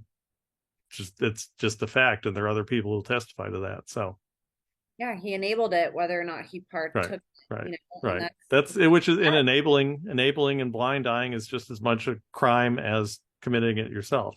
100%. And not saying anything is just as much as an injustice as, like you side with abusers when you don't stick up for victims, Right, you know? So right. let's talk about, we went through some of your abuse story, and if there's any other memories that you want to talk about, feel free to. I thought maybe we'd go into sort of the tail end of that, and then go into sort of what sparked that connection for you as an adult of, oh my gosh, I went through things that I didn't realize that I did. So I'll let you sort of maybe, interject with if you want to talk about any more memories whenever you were a child, or talk about that, or if you want to go into being an adult and then coming to terms with this. Well, let me start at Spotlight again because that's Okay. important, but it's also kind of central to things. So Spotlight is very early January 2002. The New York Times piece runs in early March 2002. I talked to now Cardinal Dolan. I talked to the psychologist. As I said, there were three of us who went forward with allegations against Valentine, who spoke to Cardinal Dolan. They basically threw Valentine out of his posting by the end of March 2002, never followed up with me and said, hey, Cardinal Dolan never gave me a call back and say, hey, Chris, I told you this means nothing. Well, it turns out Valentine's gone. I never got that call. I just went on with my life. My older son makes his first confession February 2003. I have a panic attack, no idea why. My older daughter makes her first confession 2005. I have a panic attack. I don't know why. By June 2007, I'm catatonic, as other people have described me. I get laid off. And I spent 3 years trying to deal with divorce and family and all, family disintegration kind of stuff. And at some point I realized I was having what back in the day would be called a nervous breakdown. Started going to see a psychologist for that, a Christian psychologist first, eventually a forensic psychologist who's trained at dealing with abuse kind of stuff, because this is the worst. So 2010 I started having conversations. I'd run out of every other explanation. I'd gone to psychiatrists and doctors about adult ADHD and autism spectrum disorder, Asperger's syndrome, all this kind of stuff. I spent 10 years exploring all these different diagnoses. None of it really worked out. By 2010, after 10 years of being run around by Cardinal Dolan, I went back and I finally started talking about this Spotlight, Father Valentine kind of stuff. My psychologist was very good. He didn't say anything. He didn't prompt me with anything. He would just let me talk. And it took freaking forever because he wouldn't tell me what to say, because he was trying not to implant any memories or anything. To his credit, he was following the protocol, because you had all those problems with implanted memories. I don't have any fear about implanted memories because my psychologist never said anything. No hypnosis, nothing. It's just all stuff that I had. But it got really absurd, so do you think these memories where I feel like I'm getting raped and I feel like I'm a child, do you think that means anything? Duh. But, my psychologist couldn't say anything. And 2010, 2011, I start going through these memories. I get over the gaslighting that Dolan had done to me in 2002. I start digging into these memories 2010, 2011, with two psychologists eventually. Went back to the Archdiocese of St. Louis in May 2011. So I had talked to Dolan in 2002. In 2011, I went back to them and I'm like, are you sure this stuff doesn't mean anything? I know Dolan told me in 2002 this stuff didn't mean anything, and the psychologist told me it doesn't mean anything. And they're like, whoa, whoa, whoa, whoa, whoa. We have no record of you having any conversation with Dolan or a psychologist in 2002. Yeah, exactly. That was all hidden God. to protect. Why? It was hidden to protect Cardinal Dolan. And that's the problem with my story, because I threatened Cardinal Dolan, who could be the next pope. Is the record just gone? Period. Have you been able to? Well, so in 2014, the Archdiocese of St. Louis actually lied to a court to try to cover my connection with Cardinal Dolan. Essentially, what the Archdiocese of St. Louis, their current position is, okay, yeah, Valentine was a bad guy, and we acknowledged that, and we permanently removed him in 2013. But he didn't do anything until 1982, at which point Dolan was in Rome. All of which is a lie. So they've hidden anyone who can tie Dolan and Valentine together has been hidden by the Catholic Church in the Archdiocese of St. Louis, including in a legal filing to the court, a document referred to as the Matrix. The Archdiocese of St. Louis and their lawyers committed perjury in a January 2014 filing to the court involving, litigation. I filed a lawsuit, settled it in 2017 for 15 grand, netted $9,000, which was really nothing in the scheme of things. And let me make that point to people. Why is this such a big deal? Well, if there are 1 million survivors in the US, and it could cost $1 million each to get them whole or on the path to whole, and I would put the negative economic impact of my abuse at $2 to $3 million in terms of lost earnings and all that kind of stuff, and stuff I've had to spend out of pocket on therapy because I've had to pay for all my own therapy. If you put 1 million people times $1 million, that is $1 trillion, which is an existential threat to the Catholic Church. I've seen some people say $1 billion or $10 billion. No, the number is $1 trillion. So every time the Catholic Church can settle one of these lawsuits for $100,000, that's a complete win, because every time they go to a jury, they get hit for $100 million, because juries are like, this is the worst stuff I've ever seen. They have the same reaction that you do. So I ended up settling in 2017, decided to just try to warn people as I was not warned. In December 2017, Cardinal Law, who, going back to Spotlight, was one of the central figures in the movie Spotlight. Again, see Spotlight. It's not graphic. It's very important. Cardinal Law died in December 2017. In it, the Cardinal DiNardo, the head of the U.S. Conference of Catholic Bishops, made a comment about assistance coordinators, which really triggered me, because since 2011, I'd been trying to get help from the Archdiocese of St. Louis through the assistance coordinator program, which was a complete sham. I went public in April 2018 with a piece by Aisha Sultan in the St. Louis Post-Dispatch. The Archdiocese of St. Louis lied about me in that, saying O'Leary's story changed multiple times. Again, trying to protect Cardinal Dolan, trying to isolate me from my parish and my family. So my parish has completely cut me off. My kids really don't speak to me.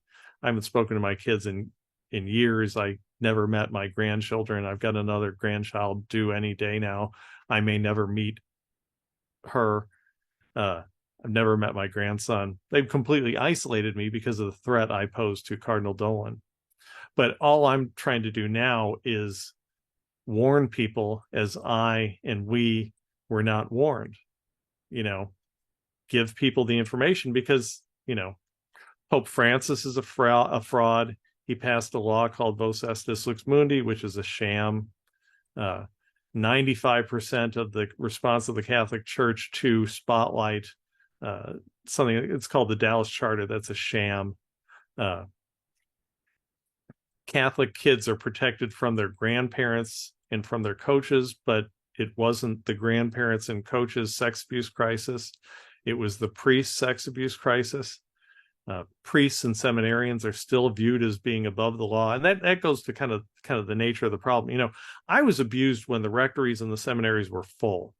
I can't imagine what things are like now that the Catholic Church is completely hard up for priests. And I hear the stories, and there's Father Alan Martineau and Father Clekus and all these guys, it does seem that the threat is shifting more to women and young women.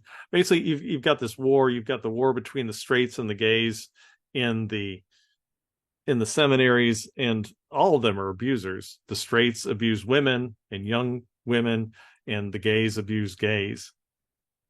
Maybe they've run off the pedophiles, or the pedophiles are less of a problem. I really think the pedophiles are a problem in foreign born and foreign seminaried priests, but it's really this kind of huge, gigantic disaster where a very small percentage of Catholic priests are in the priesthood for the right reasons. Maybe 10%, maybe 20%. Everyone else is in it for gratification. And these are people who are potential abusers. These are narcissists, sociopaths, people who are going to abuse gay men, as the case of the seminarian in Knoxville and Bishop Sticka, are going to abuse women. It's really a complete and total disaster, and things are not getting better. And the problem is that too many Catholics, they don't even want to hear about it. I'm on Facebook and I'm trying to warn people, and I had a guy recently accuse me of, he said, I see your stuff on Facebook and your rants on Facebook, and I'm like, hold on, those are not rants, those are warnings.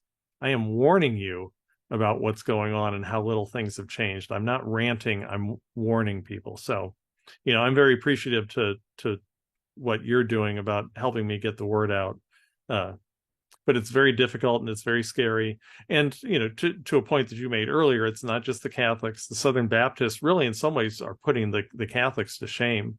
The Catholics at least went to ground for 20 years. Now they're back with the Eucharistic revival. The Southern Baptists maybe went to ground for a couple of weeks. They're very scary.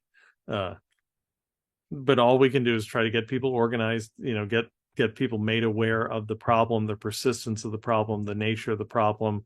Yeah, the threat is different, but people have told me as long as it's not boys being raped, I don't really care. And I'm like, no, abuse is abuse, and it's all bad, whether it's women or men or children, it's all bad.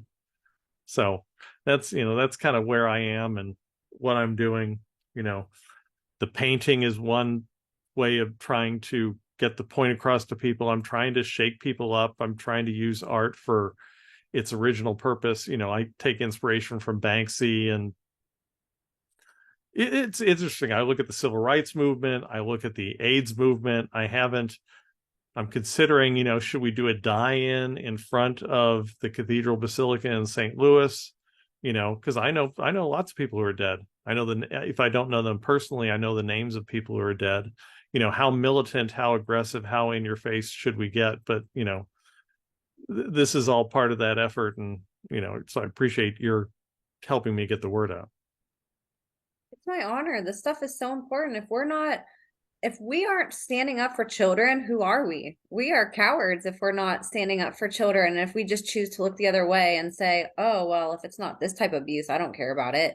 I know this person, or I'm involved with that, so I don't want to look at it. Cowards. Like, we need to look at this and come together and say, we need to make this stop. We need to make each other aware and educate kids on what testing and grooming looks like. Educate parents on how to talk to their kids about this stuff. Hold these establishments accountable for who they're hiring, and demand a higher standard of excellence that they're looking. We shouldn't accept that child molesters and, sexual predators are being hired into these establishments. Like, we need to stop excusing it in the politicians. It's a bipartisan problem, for yes, as much as they're on it up. For as many problems as there are on the right, there are just as many problems on their left. Maybe they're a little different, but it's not a political thing. It's it's a matter of doing the right thing. 100%. And like I said, I really believe in doing this, that I'm following the example of Jesus Christ. I don't understand how people can call themselves Christians and then blow off and disregard what's being done to their fellow man. So one of the seminal moments for me is Cardinal Law died in December 2017. That led to kind of this whole sequence that culminated on the steps of the Cathedral Basilica in September 2018, where I stood a vigil in front of the Cathedral Basilica in the Archdiocese of St. Louis at the Mass of Reparation, where I was shunned by all the priests in attendance, and I was shunned by the Archbishop. And, it was really kind of despicable, incredibly difficult scene. But I did feel like I felt closer to Jesus Christ at that moment than at any moment since. And, and I came up with this phrase, which is, if Jesus Christ can do what he did, entering Jerusalem on Palm Sunday to a certain and known fate, then I can do this. And as difficult as it was to stand there and be shunned, and as gaslighting and everything as that experience was, it's nothing compared to hanging from a cross. And I'm agitated and this kind of stuff, and I'm red and I'm upset, but this is nothing compared to what Jesus did. This is nothing compared to what Jesus endured. And it's a good cause. It's the right thing to do. It's the Christian thing to do. Keeping your mouth shut is not the Christian thing to do. So, I refuse to allow what happened to me to happen to anyone else. I will be damned if I allow what happened to me to happen to anyone else. So I'm just, trying to talk to people, trying to get the word out, trying to embolden people, trying to catalyze people, trying to get people to get off their asses and do the right thing rather than just standing by passively and letting people being abused, as so many people seem to want to allow happen still. It's insane. And I want to commend you for that, because not only is it hard to come out and talk about abuse, but there is a huge stigma around men have a harder time disclosing this than women, and I guarantee there's just as many boys being abused as girls, if not really close. And the men get so, there's a lot to lose as a man, there's different repercussions in society based off the male female paradigm. Men have a different, stigma attached to it that makes them a lot more fearful to talk about it than it does a woman. It helps that, I've got a lot of gay friends. And one of the reasons I have gay friends is because I was never threatened by them. Like I said, in third grade, the straight bit was flipped, and I was just, sure. I like girls, you want to hang out? Are you interesting? I don't care if you're gay, whatever, just be interesting. But it's, I really don't feel a whole lot of shame about this. I was a child, but why would I feel shame about something that happened to me when I was a child? Not you. Yeah, exactly. I don't feel that. I have a lot of friends who are women. There's a line from a Madonna song, and it actually hit me hard enough that I remember where I was. Madonna's song, What It Feels Like for a Girl. You think it's humiliating to dress like a girl because you think it's humiliating to be a girl. And I don't think that. Girls are different. Women are different. They live in a different world. They're built differently. So what? I've refused to, what the shame that I did feel, I've just kind of put that down and just kind of thrown it to the side. And like, no, I'm not, I refuse to feel the shame. I'm just going to tell it like it is and try to change things. So you're so brave. What advice would you give to people who have been abused and who are really scared to speak out, or somebody that's on the opposite end and they're passively enabling it even though it's breaking their heart? What would you say to people with your experiences in maybe giving them courage to speak out or do something? Well, I did a lot of practicing writing, a lot of telling my story, getting ready for what I hoped would be a trial process did, I think, help me get psychologically prepared for this. Kind of going over a memory over and over and over again does have a tendency to kind of desensitize you to it. It's an idea in PTSD, complex PTSD, called exposure therapy, where basically the more you expose yourself to a negative thought, the less you basically re-encode it every time, and the less hard it's going to hit you. So instead of avoiding things, it's better to engage with them and just kind of go there. It does help to do things through therapy. Don't be afraid of therapy. Therapists can help. You do want to find you do want to find someone who's trauma trained, because that's important. One of the biggest mistakes I made was I went to a Catholic therapist who really had a hard time believing what I was saying about Archbishop Carlson and Cardinal Dolan. And she ended up accidentally gaslighting the hell out of me, because she couldn't believe what I was saying, even though I had recordings and transcripts. She just couldn't believe that they would do that to me. But, So I would say, go to someone outside, go to a therapist outside of your faith tradition. If you're a Christian, go to a Jew or an atheist. Uh, if you're a Jew, go to a Christian or an atheist, that kind of thing. Therapy is good. Therapy can help. Just talking about it with people is helpful. Refusing to embrace the shame really is a conscious choice, but it is possible to do that. I viewed myself as following in the footsteps of Jesus Christ. That worked for me. If it works for you, do it. It's not necessary. I understand a lot of people are triggered by stuff. I I haven't been to a Catholic mass since Easter 2014, just when that was the last time I got triggered as hell.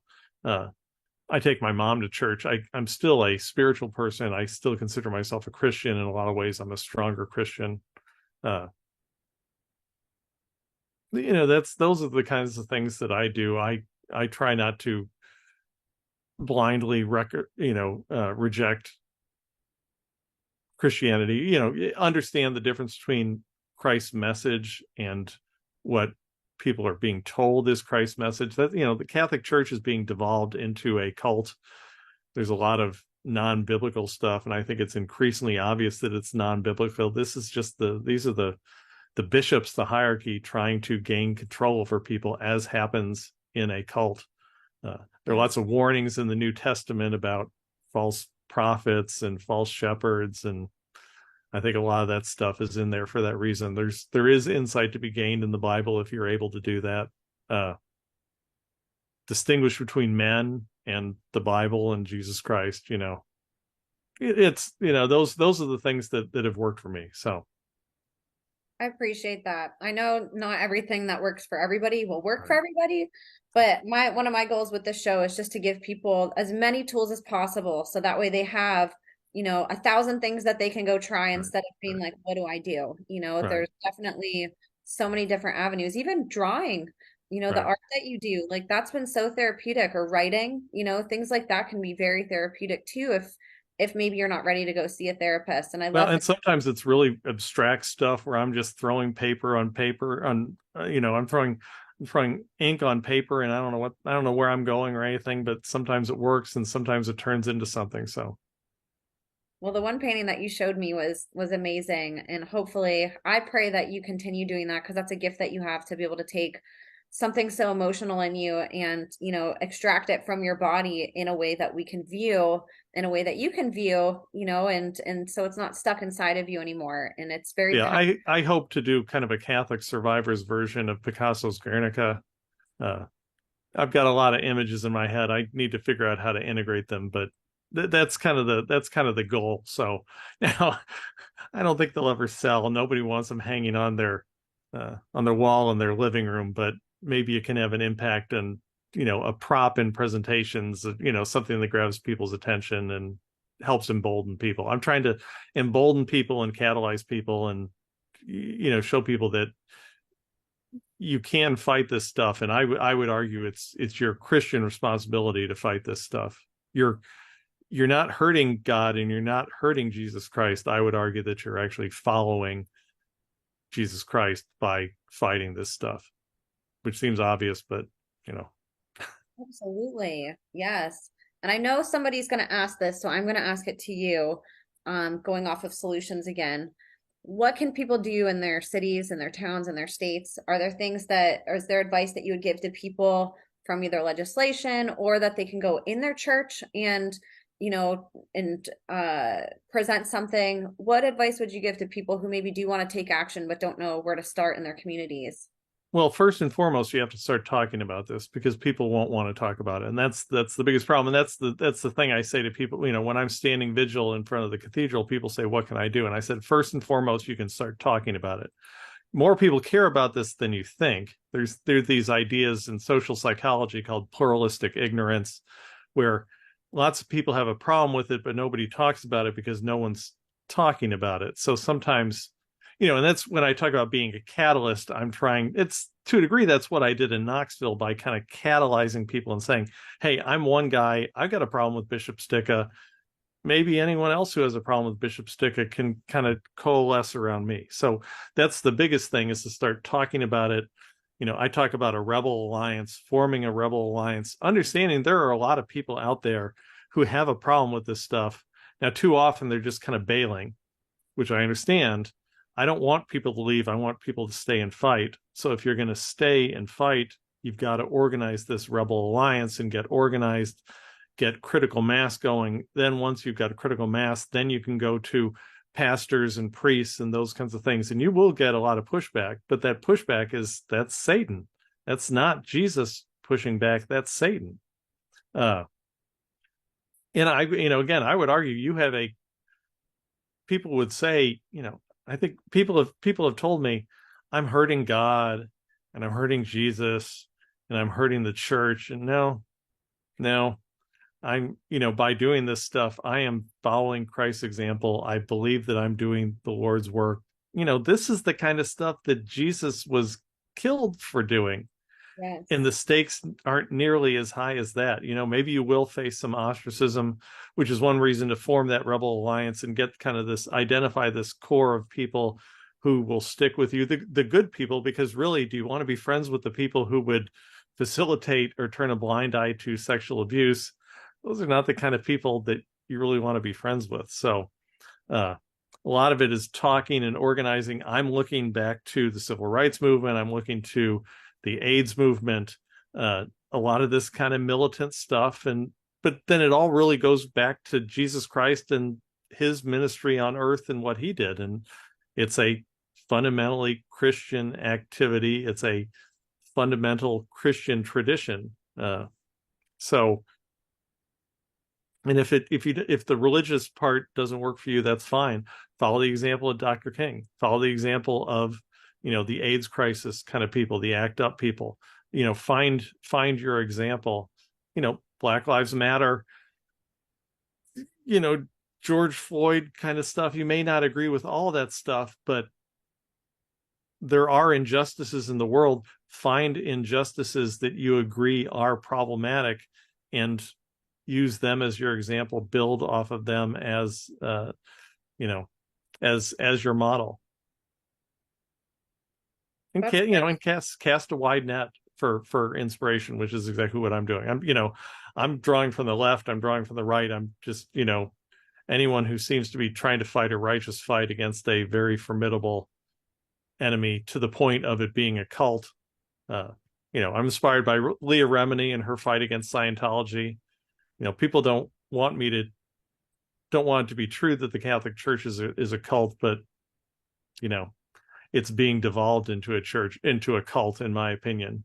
The overlaps between Scientology and the Catholic Church are really kind of disturbing. And, so I draw examples, I draw inspiration from people like her. So I love that. And there really is, there's strength in numbers. And I think people right, get so isolated that they forget that they're not alone. right, There's ideas that we have that maybe it won't be the majority of people that will agree with us, but there are people in our communities that do share our beliefs. And it really is important to get out there and to raise your right, hands and speak up.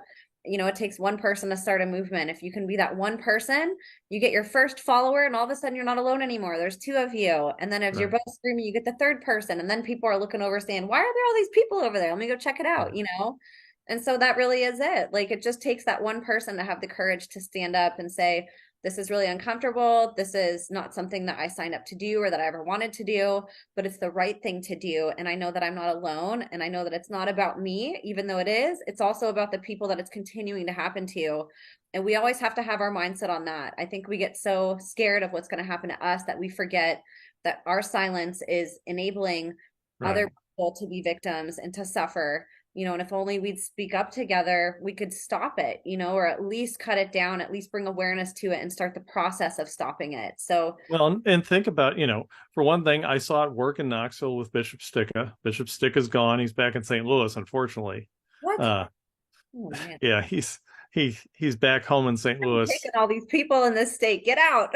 No, I know. Well, and it's a problem. St. Louis really is kind of the dumping ground for so much of the trash of the Catholic Church, but that's why you have to talk about it, and you have to start fighting against it. And but it's a righteous cause. It's the right thing to do. And really, what's my motivation?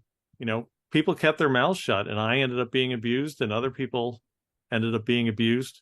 Do you want to be one of the people who kept their mouths shut? When I was a kid, I was very interested in Nazi Germany and how the hell did Nazi Germany happen? How did Hitler rise to power? And Hitler rose to power by the good people keeping their mouths shut. Do you want to be a Nazi era person? Do you want to be like Sister Helen, who was just following orders? Do you want to be like the people in the 70s and the 80s who just allowed the sex abuse crisis to happen, or do you want to do the right thing? It's possible. It's not easy, but it's the right thing to do. Absolutely. I couldn't agree more. And Right. you had said, so Valentine is he's still a priest right now, right? No, well, he ended up dying. COVID got him, but Oh, that's right. Yeah. they never removed him. They didn't defrock him or anything, despite all the stuff that he did and all the standards and everything and all the stuff that they should have done, all the stuff they said they did. They permanently removed him, which means he wouldn't get another assignment, but he was never defrocked. He was never laicized. He was never tried. And again, I think that's because by doing that, they would have implicated Cardinal Dolan. And Cardinal Dolan has to be protected at all costs, And obviously, including at the cost of children. yes. And he was affiliated, like you said, with legislators here in Missouri who were protecting him. So there's like this ladder. It's not just one person that gets exposed, it's a whole chain that comes Right. down if one person gets, indicated for something or convicted. Yeah. Yeah.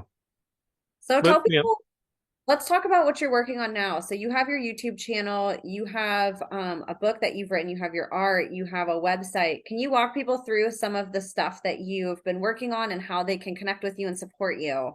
well, I've got my podcast Sacrificed, which is through Apple. You can get it through Apple Podcasts and most of the major podcast providers.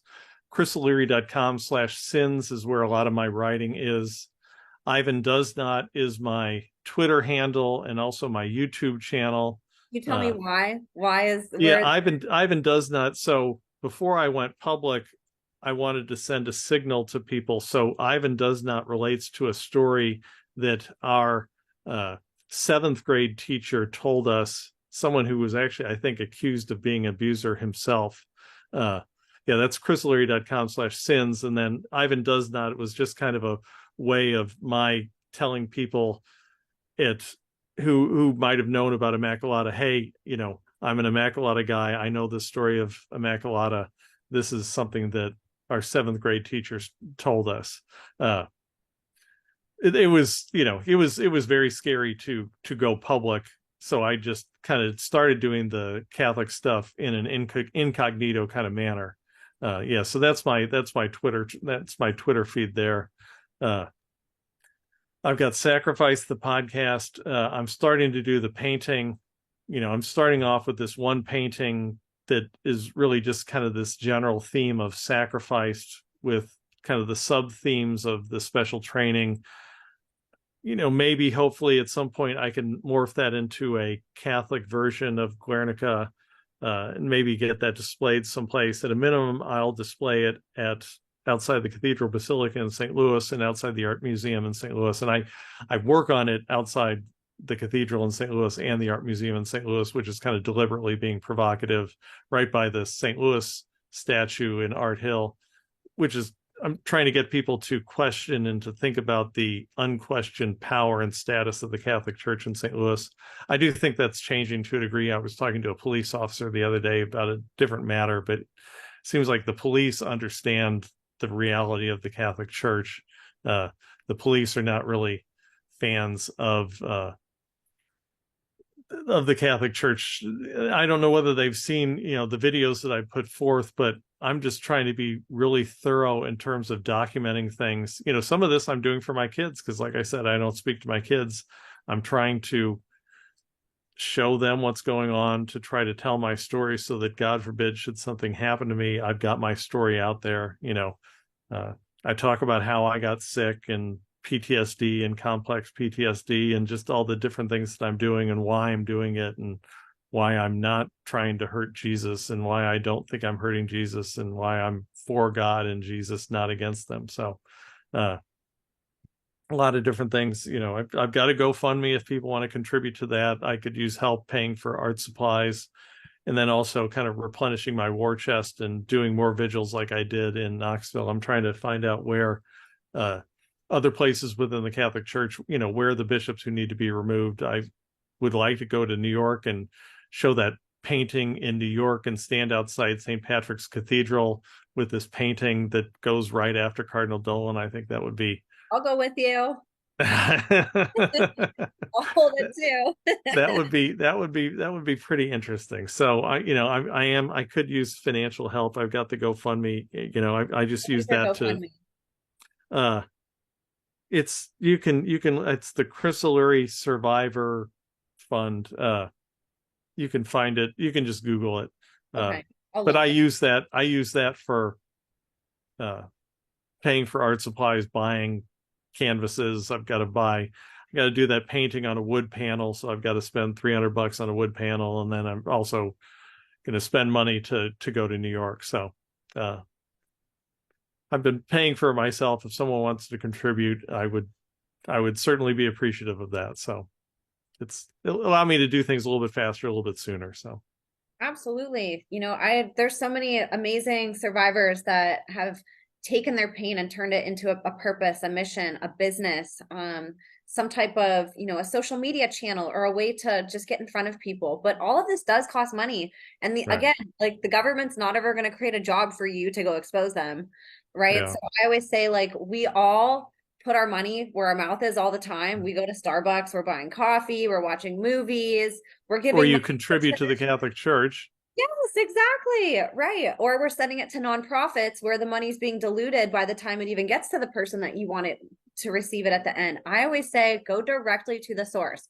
If Right. there is a survivor, an overcomer, a whistleblower that has a business venture, go support it. That is the best Right. way that you can give to them. And you don't have the red tape of going through a third party, nonprofit or organization that may or may not, give Right. that money to who you want it to go to. So we want you to be able to keep doing this, Chris, and even with me, like I pay for my own podcast, I buy all the software and I do it because I know how important it is, but it does get tough, and stuff does cost money. So it is nice when people step up and help resource that. And I want all of you, like my hope is that you are able to get paid to always do these engagements and that eventually you're invited places and you're compensated and people do buy your art or at least resource, and Eating is good. eating is good, paying rent is good, right? All of that is good. So I always encourage people, please go support the guests on the show because they're not going to get support elsewhere. A lot of us that step into this, we get alienated by everybody and everything that was helping to resource us. So, and you have you've created so many amazing things and I love that you've used your voice and you're trying so hard and so tirelessly to impact people and to bring awareness to this. It is so important, and we want you to keep doing this. So I do encourage everybody, please go to Chris's GoFundMe, go follow him on Twitter, go follow his YouTube channel. I'll link his iTunes podcast. I'll link his Facebook.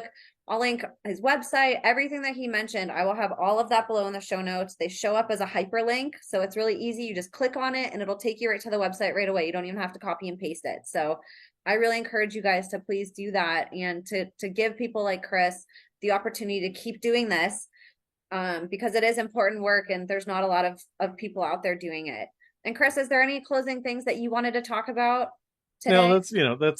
that's most of it. It's just, the biggest point is, you're not you're not hurting God, you're not hurting Jesus, you're not hurting the church. If you love someone or something, you want the best for them.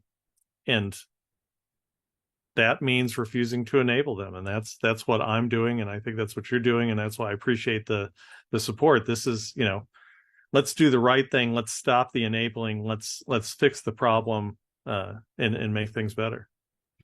Amen. I completely agree.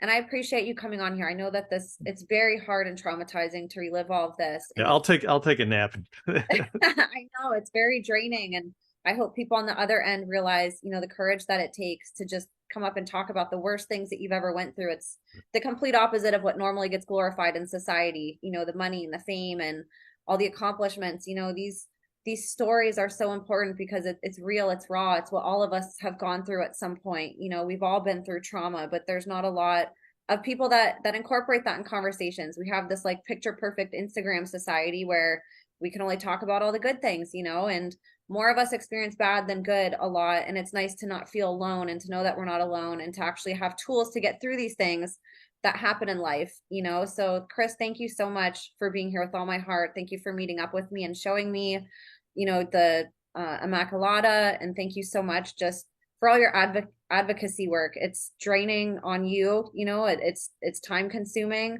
You get pushback, you put yourself in danger, you lose a lot, you know, and you're still up here doing it. And I admire you for it. And I know everybody else that's listening is going to admire you too. So just thank you so much. Well, thank you. And for everybody listening, again, I'll have all the links below. I'll have all my links below. We couldn't do this without you guys. We appreciate everybody that listens, that sits through and appreciates these testimonies. Please take this podcast, go share it with a friend. You know, this is happening in your community, whether or not you want to hear that. It's happening in your community. It's happening to families and children that you probably walk by every day, that you see in church, that you see walking into churches around your community. We need to empower society to understand the risks of what could be happening and to bring awareness, not fear, awareness, so we can make positive change within these establishments and get society headed in the right direction so we can have a safer place for our children. So please go connect with Chris, support him. And you guys, thank you so much. God bless you, and we'll see you next week.